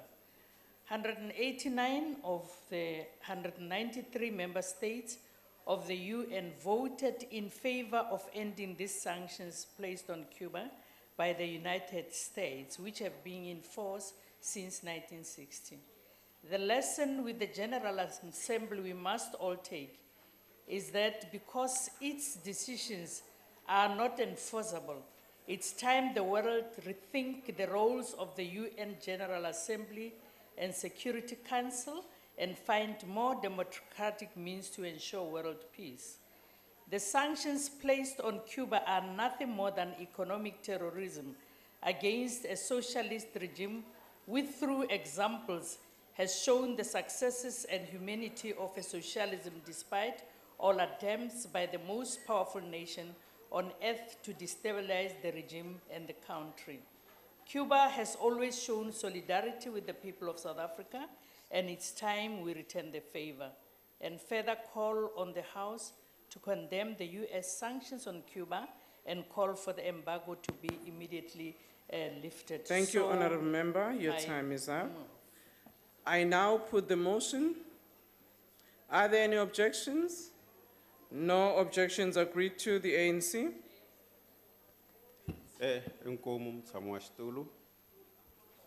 African National Congress moves without notice that the House welcomes the election of the University of Pretoria academic Dr. Thulani Makalanyane to the International Society of Microbial Ecology Board of Directors on the 16th of October 2018. Further notes that Dr. Thulan, who is the senior lecturer in the Department of Biochemistry, Genetics, and Microbiology at University of Pretoria, becomes the first African to be elected to this International Board of Directors. Acknowledges that the 34-year-old Dr. Makalanyane becomes the first African to join the prestigious Board of Directors, taking up a 4-year term. Recognizes that the society, which is based in the Netherlands, hosts the biggest biannual symposia on microbial ecology, with the most recent meeting held in Leipzig, Germany, attended by over 2,300 delegates. Recalls that Dr. Makalanyan also serves on national and international review panels representing South Africa in Department of Science and Technology bilateral discussions, and congratulates him on his latest appointment to the international prestigious global network. I thank you. If there are no objections, I put the motion.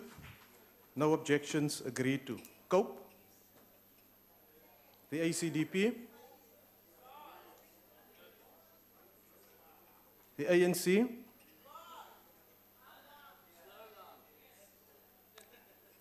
Is there a motion from the ANC? Sorry, Chair. May I? Yes, Honorable Swart, are you going to move a motion? Yes. Thank you, Chair. Let me allow the ACDP. Point of order, Chair. Point of order. Absolutely. Chair, I'm here next to you. Point of order. Aye, Chair. Our member has Allow the member No, no, just calm down. Just No, relax. Chair, no. No. Who is now objecting here? I've been raising a hand. No, I didn't see you, Honorable Member. Thank you. No, I'm not skipping you. The ACDP is before the ANC. So we'll do the ACDP and we'll come back to the ANC. The ACDP? Thank you, Chair. The ACDP will move at the next sitting of the House that the House debates steps necessary to return SARS to the internationally acclaimed position it once held as the best performing government agency in the country. If there are no objections, I put the motion. Chair, it's not an objection. That is a notice of a motion. We are on motions without notice. Is it a motion without notice, honourable member? Is it? It's not. Then we go to the ANC. Engineers' ideas spark interest in science in the village. The African National Congress moves without notice that the House note that the Northwest engineers come up with a new way of stimulating young people's interest in science, technology, engineering, and mathematics in his rural village.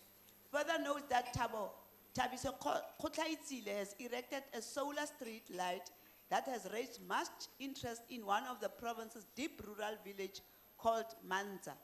Understand that the village is about 25 kilometers south of Mahikeng and is one of the poorest in the province. Further understand that the 37-year-old electrical engineer who has been working at ESCOM for 6 years said he wanted to expose people from village to the practical side of maths and science. Recalls that he chose Musikare Secondary School for his solar light, and the school has availed 4 classrooms for Kotlaitsile to turn into a science center. Realizes that Kotlaitsile ideas spark interest in a village where there was no interest in science and technology, and commends Kotlaitsile on his commitment of making his village a science village. I therefore move. Thank you. If there are no objections, I put the motion. No objections, agreed to. The AIC. Agang. The ANC. Thank you, Honorable Chair. The African National Congress move without notice that the House congratulated Trevor Smelane and Joseph Mdluli for being crowned the winner of the HIP 2B3M Innovation Challenge on Wednesday. Just switch on your mic. It's just off. Okay. And note that the 2 high school pupils from Ganyamazane in Pumalanga have successfully developed a prototype robot to help with extinguished fires. Further notes that their prototype robot, which was made out to look like a wire toy car, can be plugged into an electrical socket and be controlled with a cardboard box remote to move around and pick up objects such as a cool drink can. Further notes that the robot is meant to detect people in the building and extinguish class A to F fires and uses dry powder and wet chemicals to stop the fire instead of water. And recalls that the competition was founded in 2002 and is a brainchild of a billionaire businessman, Mark Shuttleworth. Congratulate the 2 people from the ability to make their prototype with a few tools and materials that they had access in to the village, and wishes Joseph Mdluli and Trevor Smelane a success in their future endeavors. Thank you. Thank you, Honourable Member. If there are no objections, I put the motion. No objections, agreed to. The APC, the PAC, the DA. Thank you, House Chair. I hereby move on behalf of the Democratic Alliance that this House notes that during the 2016-17 financial year, 8 PRASA board members incorrectly received a total of 3 million rand that were not entitled to receive. That there is no plan to ensure that the millions are paid back to the embattled entity, that this violates sections 38C, Roman 1 to 3 of the PFMA of the General Responsibilities of Accounting Authority, which in terms of section 86 justifies criminal proceedings to be instituted. That this is especially disturbing considering that the entity's annual report recently released by the Auditor General's found that 1 billion in fruitless and wasteful expenditure took place. That PRASA's net loss for the previous financial year was 925 million. That PRASA is in shambles and is plagued by scandal after scandal. And that to date the Minister has done nothing to recoup the money and is thus protecting the board members in questions, and calls upon the Minister of Transport, Dr. Bladen Zwande, to immediately implement a plan to ensure that this money is repaid with interest. I thank you. If there are no objections, I put the motion.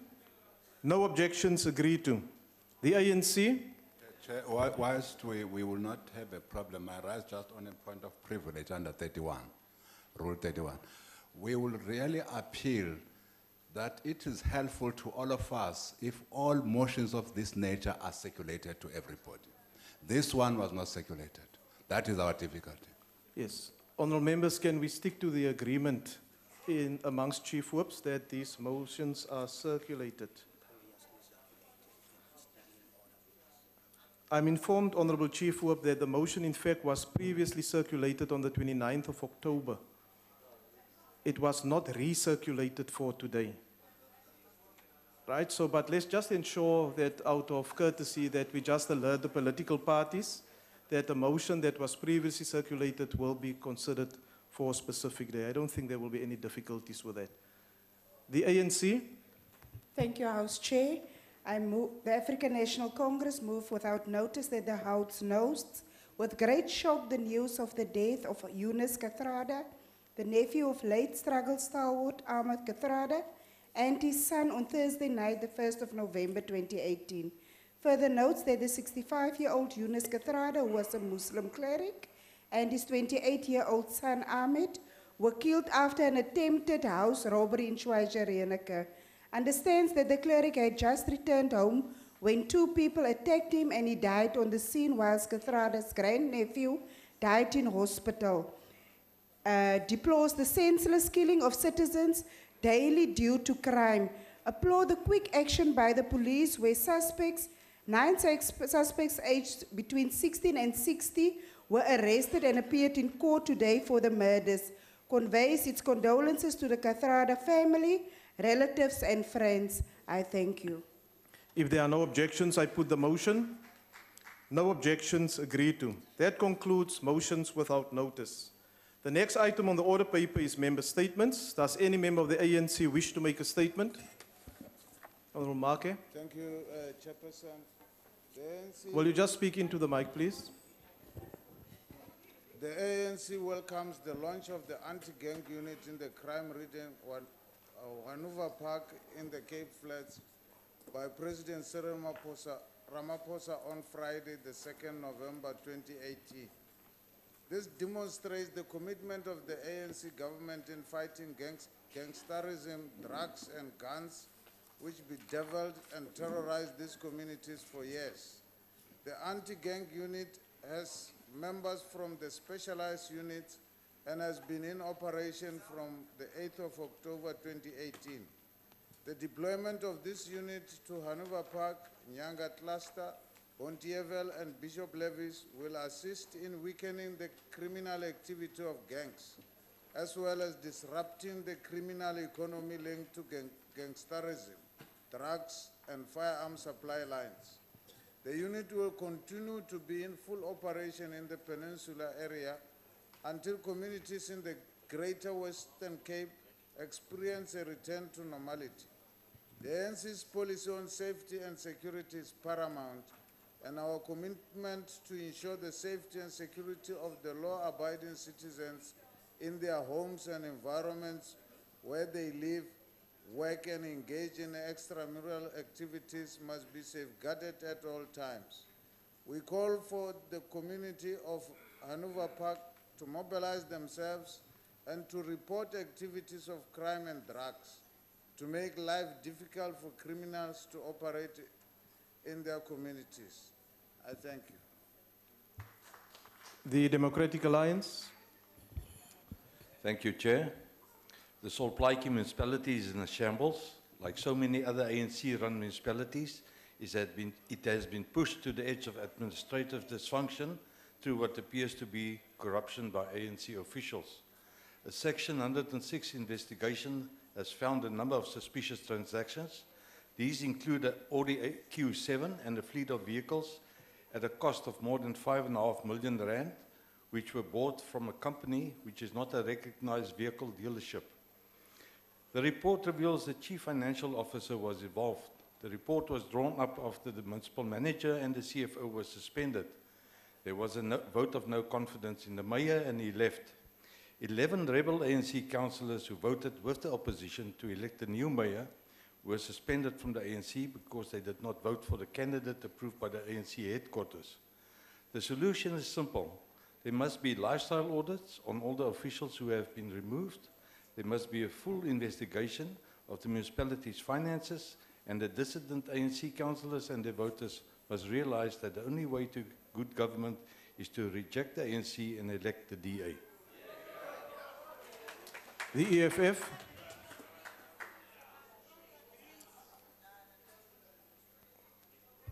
Ngibonga sihlalo.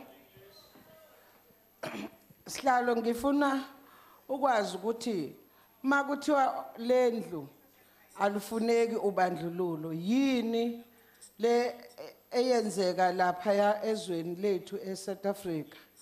Uma ubheka izindlu ezihlala abantu bakithi impilo abayiphilayo emaplazini bayaxoshwa emhlabeni yokhokho babo.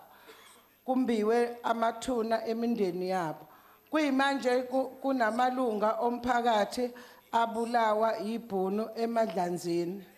Nisho kanjani ukuthi siyafana kodwa akukho noyedwa umlungu onukelwa yindle lapha eCape Town eGugulethu ikwalanga konke lana ayi wena papa nicabanga ukuthi siyakhohlwa kalula njengoba Mandela yena owaphuma ejele wangaba nandaba nomuntu omnyama njengoba namanje sizithola sikulesi simo esikuso senhlupheko. Abantu bakithi baxoshwa emisebenzini bayathukwa babizwa ngawo wonke amagama abanye bahlaliswa nguhulumeni emjondolo ebizwa ngokuthi olindela nalapha bahlala khona abayamnethelwa bahlupheka abanye bayasha. Kuyimanje njengoba ngikhuluma nje lapha yana eThekwini kunemndeni ebihlala kolindela ikhishiwe imeya yakhona uZandile Gumede bahlale hostela njengoba ngikhuluma nawe imndeni ewu30 yabantu besifazane. Honorable member, your time is expired. Ingakho sithi si-EFF abantu abakhohle uvotela ANC manje Honorable member, your time is now ngoba expired. sobakhombisa ukuthi kuphathwa kanjani sihlawule nawe. Honorable member, your time is expired. When your time is expired, you must take your seat. The next statement is from the ANC. Thank you, Honorable House Chair. South Africa reaffirms its continued support and solidarity with Cuba by voting with other progressive countries in favor of the resolution calling for the end to the unilateral economic, commercial, and financial blockade. We thus urge the USA government to reconsider its policies towards Cuba. The ANC commends the UN General Assembly for the overwhelming approval resolution condemning the American economic embargo of Cuba. After rejecting proposed USA amendment criticizing the lack of human rights in Cuba on Thursday, the 1st November 2018 at the UN headquarters. The USA had imposed a statutory embargo on Cuba for the past 56 years, and the severe economic and financial restrictions under embargo continue to stifle the economic and social development of Cuba. The current USA policy towards Cuba under President Donald Trump not only enforces but intensifies the embargo, which ignores the majority support of the international community to the lifting of the embargo and the normalization of Cuba-USA relations. South Africa will continue supporting and stand in solidarity with Cuba for the removal of economic embargo against this country. I thank you, House Chair. The IFP. Honorable Chairperson, it is not a secret that the state of public health in many parts of South Africa leaves a lot to be desired. However, a light still needs to be shown onto specific healthcare facilities, in particular public hospitals in greater part of this country, are in a dire need of urgent attention from the government. One such hospital is the Ekombe Hospital in the Nkandla District Municipality. This hospital is quite a sizable one as it serves the areas of Ekuteni, Ungono, Jokweni, Tulwane, and many, and to name but a few. The hospital is in a deplorable state and is in dire need of intervention from both the provincial MEC and the national ministers. That is a constant problem regarding the shortage of medication at these facilities. More often than not, patients are left untreated due to these reasons. The hospital also suffers a shortage of employees. There are not enough doctors and nurses to save the massive number of patients. The doctors are also in a very poor state. There is also a recurring issues of nursing staff only being employed there on a temporary basis and have not been for 15 years, yet externally permanent staff get hired in that hospital. The road infrastructure leading up to the hospital also. Honourable Member, your time is now expired. Thank you. Thank you. The Freedom Front Plus. Geachte voorzitter, die feit dat daar geen skikking tussen Transnet en die Transnet pensionarisse gevind kon word nie en dat die hofsaak nou voortgaan, gaan groot probleme skep. Enerzijds dui daarop dat Transnet geen morele kompas het om hulle beloftes na te kom teenoor hulle bejaardes en verarmde ou werknemers wat die instansie opgebou het. Van menseregte is daar geen sprake nie. Die Transnet aangestelde trustees van die pensioenfondse wat nie beklei vir hulle mense nie, moet ook aangespreek word. Daar berus 'n morele plig op Transnet en die trustees om die pensionarisse tegemoet te kom en die beloftes van 'n goeie aftrede uit te voer. Verder het Transnet en die trustees van die fondse die hele land onderhewig gestel aan 'n groot risiko wat groot skade aan die ekonomie kan veroorsaak. Tans is die pensionarisse se eis teen Transnet se waarde meer as 100 miljard rand weens rente wat by die aanvanklike eis van 79 miljard rand oor tyd gevoeg is. Dit kan die land se kredietgradering laat tuimel, rommelstatus veroorsaak en groot skade maak vir die ekonomie. Given the dire prospect, we implore Transnet and the trustees of the funds to go back to the negotiation table and fix this mess. The Transnet pensioners possesses a leverage that can bring the country into dire straits. Responsibility they have to their old erstwhile employees, Transnet and the government needs to act immediately. You've got a moral duty and a legal duty to do so. Stay away from this court case and settle this matter once and for all. The ANC. Ngiyabonga sihlalo. Idlulisa lokhu ukhongolo sewushaqekile ngesenzo sobandlululo olinyanyisayo esenzeke esikoleni esikhona lapha eKapa ekuthiwa eRustenburg Junior School. Lapho uthisha uNkosazana uNozipho Mthembu bemxosha ngenxa yebala lakhe esikoleni salabo abandlebe zikhanyilanga. Ngoba abanye abazali abamhlophe abafuni ukuthi abantwana babo bafundiswe uthisha onebalela imnyama. Uthisha uNozipho Mthembu wayefunda kuso lesi sikolo esimbandlululayo kumanje. Siyakuncoma ukuthi bakhona abanye abazali abamsupportile. Bamphoqile ukuthi ashiye esikoleni ngenxa yokuthi bamsola ngokuthi abamnyama bakwazi ukufundisa.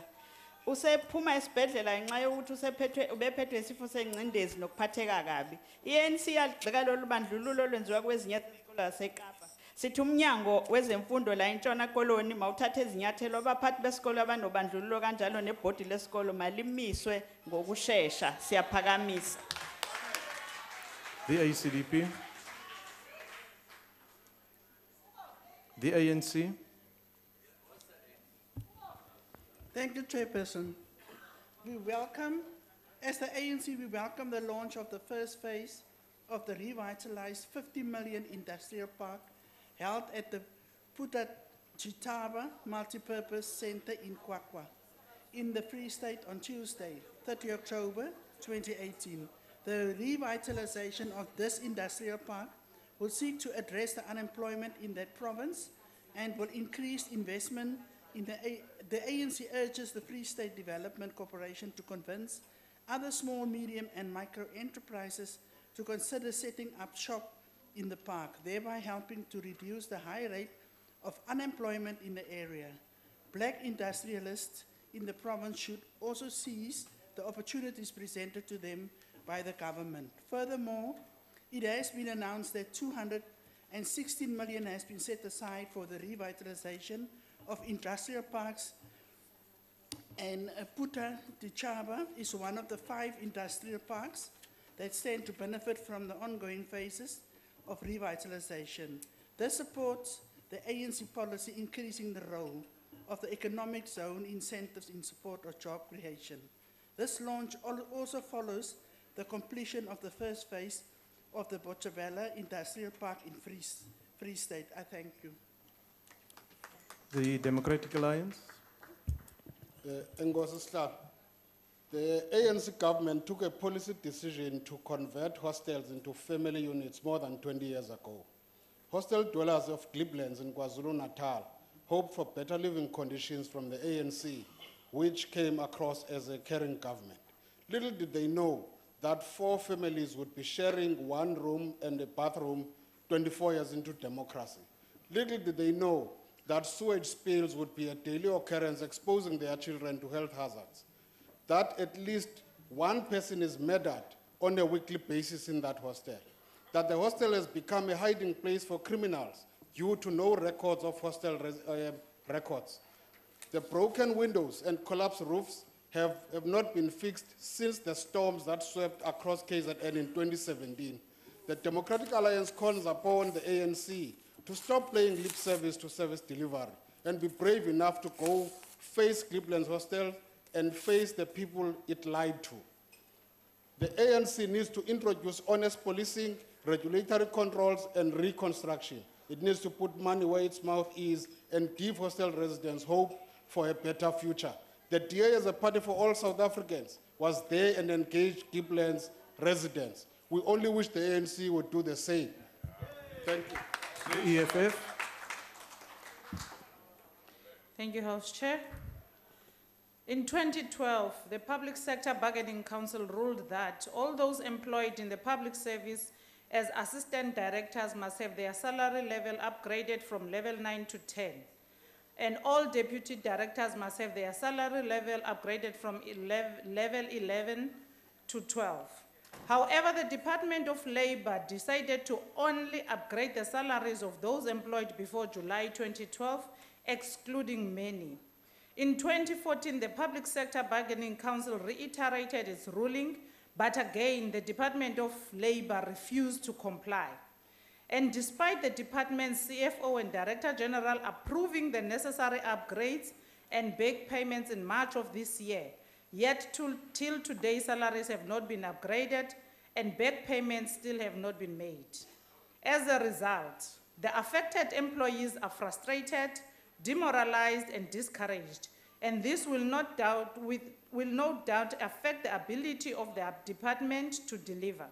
It is an embarrassment to the Department of Labor because it's failing its employees when it is meant to protect the rights of all laborers in the country. We call on the Minister of Labor to address this matter with urgency and comply with the ruling of the Public Sector Bargaining Council. It should also be noted that this problem is not only limited to the Department of Labor, but to the National Treasury as well. Thank you. The ANC. Thanks, Chair. The ANC commends the Gauteng provincial government on the recent official launch of the R158 million D1944 road project near the Ras Divender and Mukombo Nature Reserve, northeast of Tshwane. The 11.5 kilometer tertiary road project entailed the full construction and upgrade of the road from a gravel to a tarred road. The road infrastructure investment underpins the ANC-led government's commitment to stimulating economic development and foster social integration in this region. The increased flow of goods and services along this route will assist in stimulating the local economy as well as integrating agricultural and tourism opportunities with transport corridors.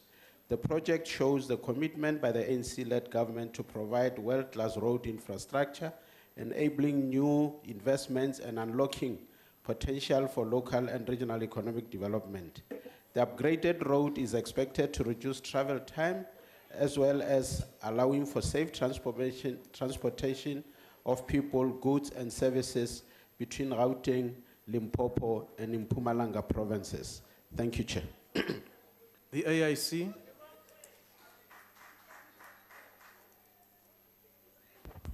Thank you very much, Chairperson. The poor spending on the grant allocation to municipalities, the non-compliance with the Municipal Finance Management Act, and the CFOs that are not qualified for their positions are some of the reasons why many municipalities have failed to deliver services to the people. In the Eastern Cape, more than 64% of municipalities have chief financial officers who do not qualify for their posts. In accordance with the municipal regulations and minimum competence, these CFOs should have been fired within 18 months after their appointments. The requirements for the appointments of CFOs include minimum higher education qualification, the work-related experience, and core managerial and occupational competencies. There are two municipalities in the Eastern Cape, Sakisizwe and Sunday River Valley, that did not submit their 2017 and 2018 financial statements to the Auditor General. And these CFOs now should not be blamed alone. The municipal manager should also be blamed for this. The failure to submit final statements is an offense. More than 50% municipalities in Eastern Cape are in the financial distress. And many of these municipalities have incurred irregular Honourable Member, expenditures. your time is now expired. Thank you. The ANC.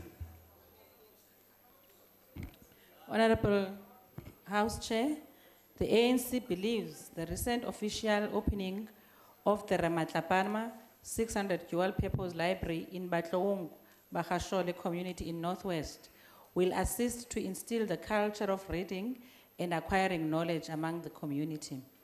The library, which will be utilized by learners and community members at large, will also have internet connection and will also be able to be used by virtually impaired residents. The opening of the library is a reminder of the statement by Nelson Mandela when he declared that education is the most powerful weapon which we can use to change the world. The ANC commends the provincial government of Northwest for this development in Batloong. We, however, call upon residents of this area to be vigilant and guard against the demolition of public amenities like libraries when raising community challenges. We need to jealously guard against the destruction of important community properties, such as a library.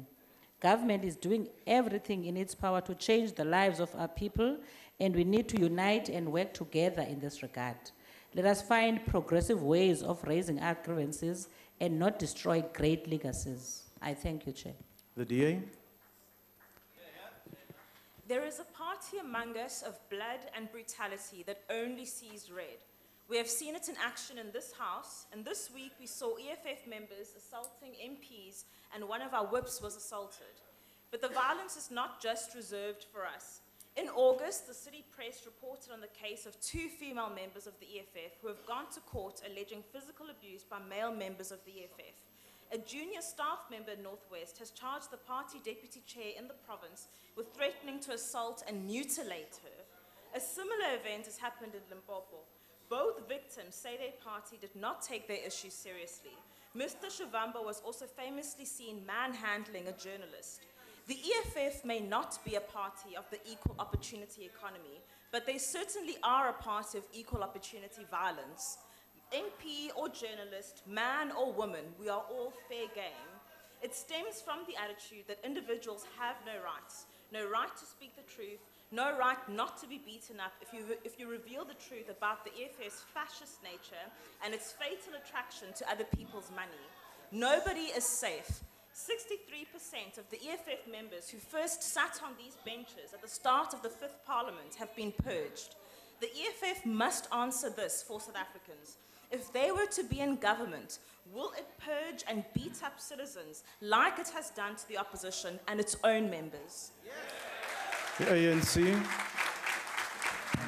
At a point of order, Yes, Honourable Member, why are you rising? I'm rising on the word fascist. Rule 92. I'm rising Order, Honourable Member. on a point that the member who just spoke to EFF. Honourable members, Rule? just calm down. Just What calm rule down. is the member standing on? No, Honourable Waters. Will you just sit Honourable down, Waters. Waters? No, I won't. Sit down. Honourable Sit Waters, take down. your seat, please. Honorable You Waters, must open your take your ears. seat. You must sit down. Honorable Waters, shut up, please take your Wona seat. Kola Honorable members, honorable members, honorable members, let's just calm down. Just relax.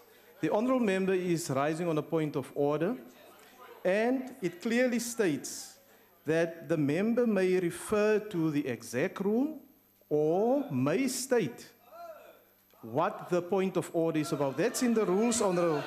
Yes, you must read, just read the rule. So no, don't shout at me. It won't assist you. Don't shout at me. Let's maintain common decency and not shout at one another. What is the point of order, honorable member?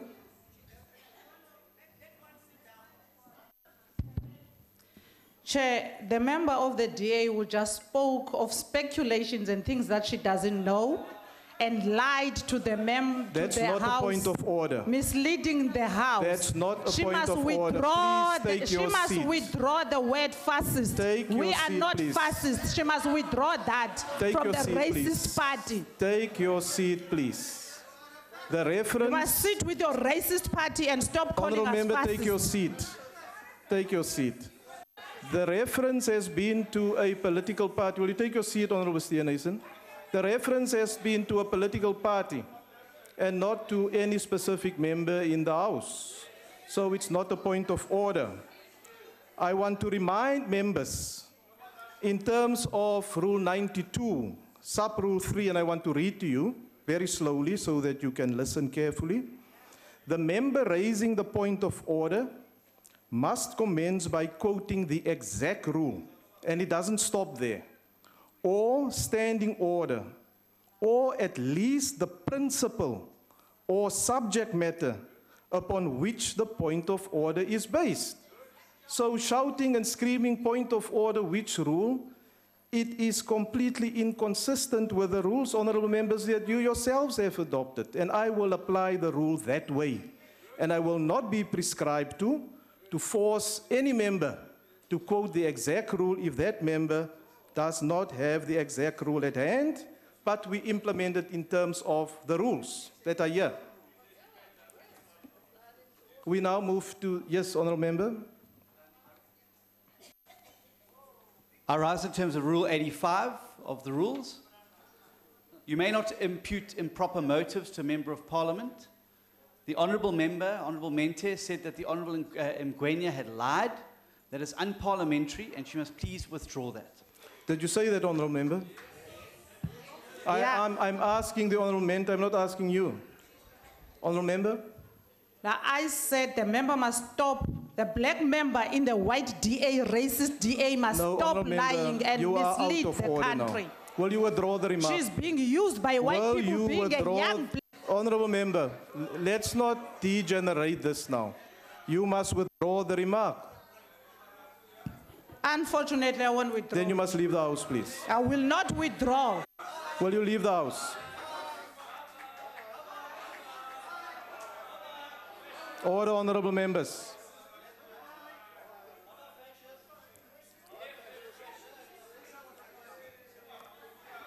The ANC? Point of order, Slal. What is the point of order, honourable member? Thank you very much, Slal. Bengifuna ukwazi ukuthi kwenzakalani nganele ngiphume ngeminyaka ngisazihlukumeze ingane la kwenzakalani bafethu. No. Mustn't do these things. No, honourable member, you missed the action then. Chairperson, no. No, honourable member, there was a point of order that was taken and the honourable member refused Can you to withdraw the remark. explain me what was happened when I was not here? I'm not going to do that. There will surely be a highlights package available later on TV tomorrow, and you can see that. Next week, Tuesday. Thank you. I need to answer. Thank you. Honourable member, order. You may continue, honourable member. The ANC congratulates the Democrats' victory in the House of Representatives in the midterm elections in the United States held on Wednesday, 7 November 2018, and more so the victory of women, as 99 women were elected to the House, recorded a high number of women ever elected before. This number surpassed that of the previous record of 84 in the past elections. The ANC believes that this victory signals the dissatisfaction and rejection of the United States citizens of unprogressive policies, especially foreign policy founded on aggression, anti-immigration, and anti-multilateralism, the pursuing of the trade and tariff wars in the quest to make United States great again. The ANC hopes that the Democrats will use the power they have recently acquired in the House of Representatives in a positive way by restoring checks and balances in President Trump's administration. The ANC is of the view that the Democrats will usher the United States into contributing positively to the world agenda of building a better world order characterized by respect for multilateralism, world peace, free trade and stability, global partnerships geared at eradicating global Honourable Member, your poverty time is now and the expired. realization of more equitable global economic system. Honourable members, that concludes member statements. Are there any ministerial responses? The Honourable Deputy, let me start. The Honourable Minister of Water and Sanitation, the Honourable Minister of Agriculture, Forestry and Fisheries, the Honourable Deputy Minister of Mineral Resources, the Deputy Minister of Rural Development and Land Reform. No, Honourable Kwankwa, you are not the Deputy Minister. And then also the Honourable Deputy Minister of Economic Development and the Honourable Deputy Minister of Transport. Those are 6 responses. Can we take it in that order, please? Honourable Minister of Water and Sanitation. Thank you, Honourable Chair. Honourable Chair, there are several statements that talk about racism attacking the African National Congress government. There is a statement that talks about destruction of property. I just want to make this comment that, Honourable Chair, we are reaping the bitter-sweet fruits of the democratic success of our country. That is what is happening here. Because the honourable members who are saying all of these things, just can imagine, most of us know you would never be here. They are speaking here in the National Assembly of the Parliament of the Democratic Republic of South Africa. Yet they stand there with some kind of courage to attack even Nelson Mandela. Honourable Chair, I'm talking about those members on the other side who was enjoying the fruits of our democracy. When they look at the legacy of apartheid, because the bitter one of the fruits is a enduring legacy of apartheid. And that is exactly the major success of the African National Congress government. The African National Congress has made us to be here, all of us. It took the National Party government. How many years did it take it? Brutal as it was. We are a democratic government. It's qualitatively different from what the racist apartheid government was, which made sure that Afrikaners particularly, and whites in general, in this country, enjoyed freedom. Whilst the African people in particular, and black people in general, were living in squalor, and that's what is happening today. Look at, Honourable Chair, look at what's happening in the Val. Honourable Minister, your time is now expired. I wish I could make that point. Thank you. Your time is expired. Sorry. The Honourable Minister of Agriculture, Forestry and Fisheries. Thanks, House Chair. Unfortunately, those who raised these issues have chosen to left. But nonetheless, the answer to the question follows up from what Minister Kuglenkwindi have said, that racism, eviction of people from farms, discrediting of graves, on all those things are not necessary in our country. We need to ensure that our people live in harmony. And for that to happen, we should respect the rights of farm workers. If we are to deal with the legacy of racism and apartheid, we need to understand where we come from. And even those who try to deny that they ever lived in a secret society of South Africa by the apartheid regime. Because today everybody is like an angel, that nobody lived during that period should shame themselves when they see these things happening. And I believe that even the way we deal with each other in this house reflects of the need for us to grow up and regard each other as human beings who are deployed to this parliament by our people. They want to see in us dignity and way we deal with each other. And I think the opposite side should have a time to talk to each other because they share some of the platform in some of the municipalities. And I wonder why they come and fight in parliament. Thank you, Chairperson. The Honourable Deputy Minister of Minerals. Thank you very much, Chair. We note the statement by Idil Akbar Mulder on the Transnet pensions and the court cases that ensue. Clearly, his appeal, we hear what he's saying, will follow up on the matter because no pensioner is supposed to be subjected to long court processes. We do note that within the provident and pension schemes in general, there is a bigger problem of unclaimed benefits, delay in payments.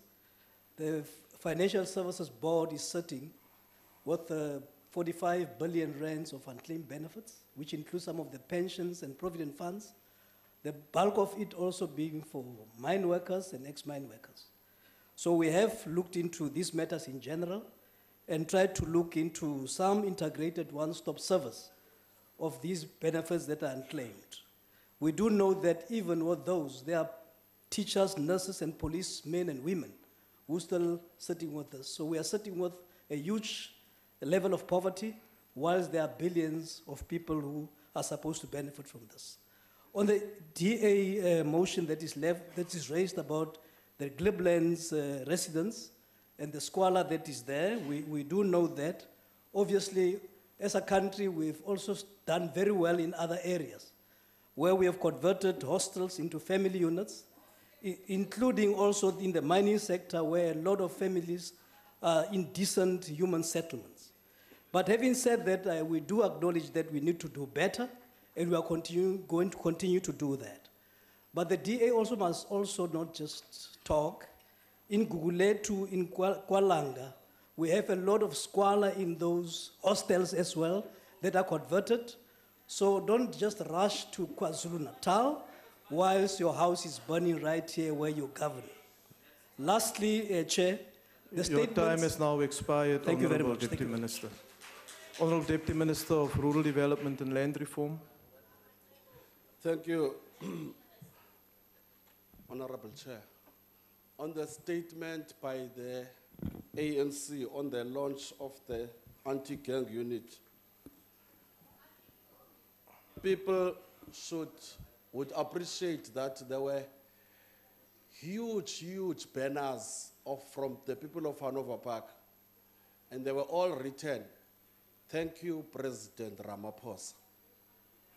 This was a cry from people who have for many years been suffering from crime. They have been suffering instead of getting protection. The provincial government of the Democratic Alliance has been making wild noise about bringing in the Defense Force, which has been a clear vote of no confidence by the DA government on the SABC. Instead of behaving like the DA provincial government, Minister Bheki Cele has rolled up his sleeves, indicated that the people of Hanover Park are people of South Africa. The people of Hanover Park have been noting those people who during elections rush to them and ask for their votes, but stand aside instead of protecting them. The anti-gang unit is welcome. South African government is Hanover Park is part of South Africa, and Minister Cele and the ANC government will ensure that the people of Hanover Park are safe. Thank you. The Honourable Deputy Minister of Economic Development. Thank you very much, Chair.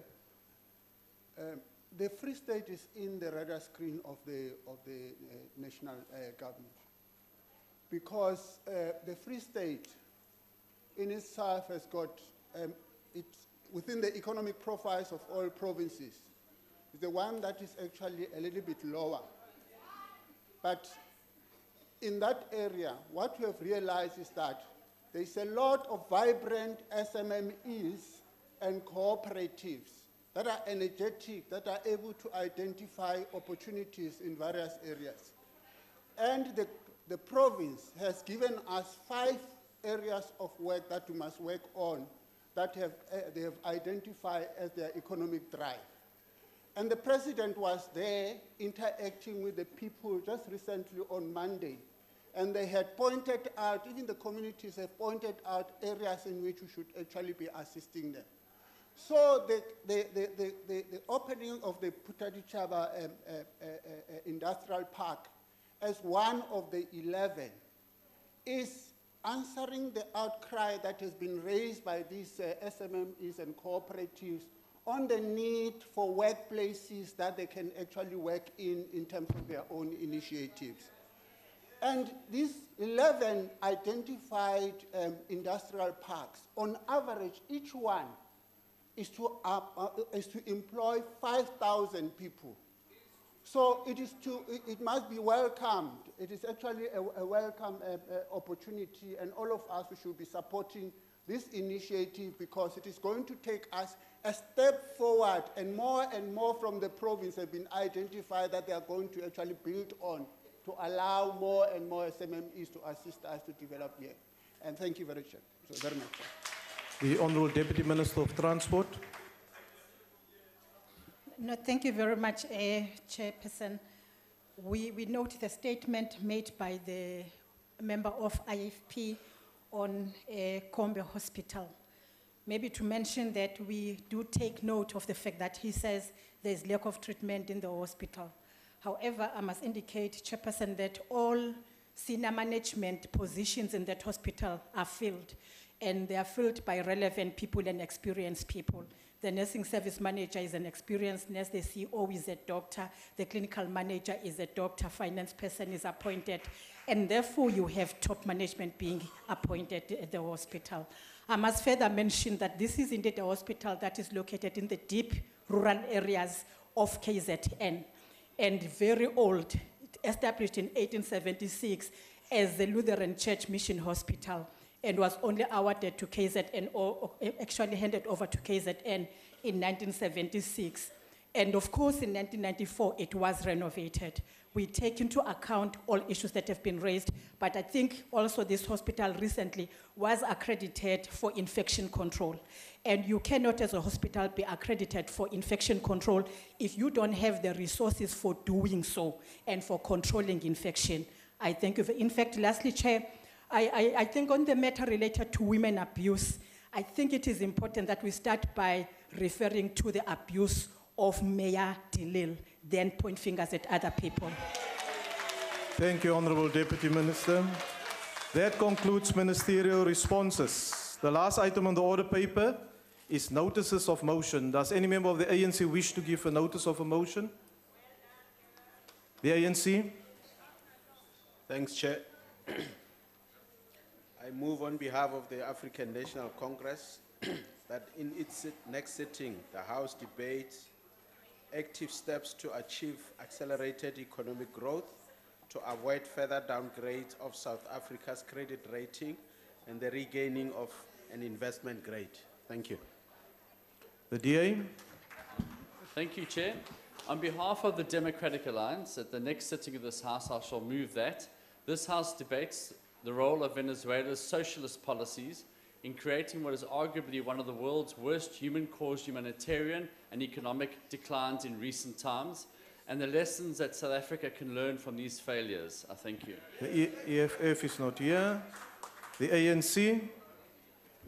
Honourable Chair, the ANC moves that in its next sitting, the House debates strengthening the oversight mechanisms on SOEs to ensure that this sector is properly managed and monitored. I thank you. The IFP. Thank you very much, Honourable House Chairperson. On behalf of the Inkatha Freedom Party, I shall move at the next sitting of this House that this House debates the unacceptable and inadequate funding model of the Department of Social Development as it pertains to shelters, which sees shelters for women and children who are victims of abuse going severely and critically underfunded. I so move. The NFP. Thank you, Chairperson. I move on behalf of the NFP that on the next sitting of this House, the House debates the ever-increasing number of the unemployed graduates in this country. I so move. The ANC. Honorable Chair, I move on behalf of the ANC that in its next sitting, the House debates introduction of a worker empowerment component in the policy framework to massify share ownership among workers and to provide for worker representatives sitting on the boards of companies. I so move.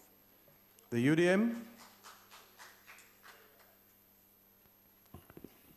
I move on behalf of United Democratic Movement that the House on its next sitting debates that the state of violence in schools and how they affect teaching and learning processes. I so move. FF Plus.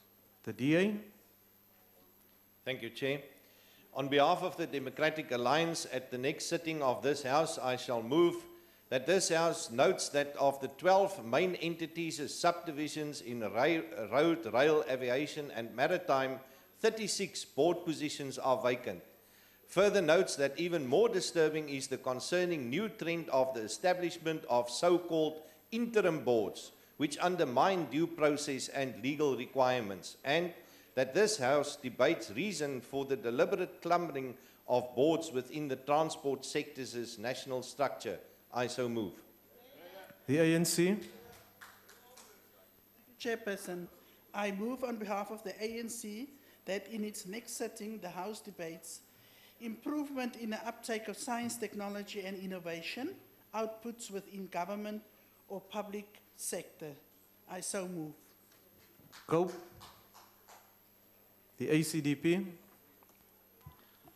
Thank you, House Chair. The ACDP will move at the next sitting of the House that the House debates the implications of Chief Justice Mogoeng's statement in the My Vote Counts judgment that, quote, every adult citizen may, in terms of the Constitution, stand as an independent candidate to be elected to municipalities, provincial legislators, or the National Assembly. The ANC. Ngiphakamisa ukuthi kulendlu umbuso womthetho ngokulandelayo mayidikide ukubonakaliswa kweagenda 2063 yenhlangano yezizwe zase-Afrika ekujuliseni impumelelweni ye-Afrika enokuthula eqhutshwa abantu abamelekelele ngokuhlukahlukana ngezikhondla zemihlaba. Ngiyabonga. The AIC. Thank you, Chair.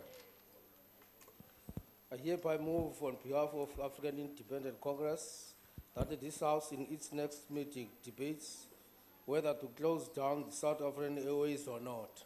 Matter of do or die, to be or not to be. Agang. The ANC.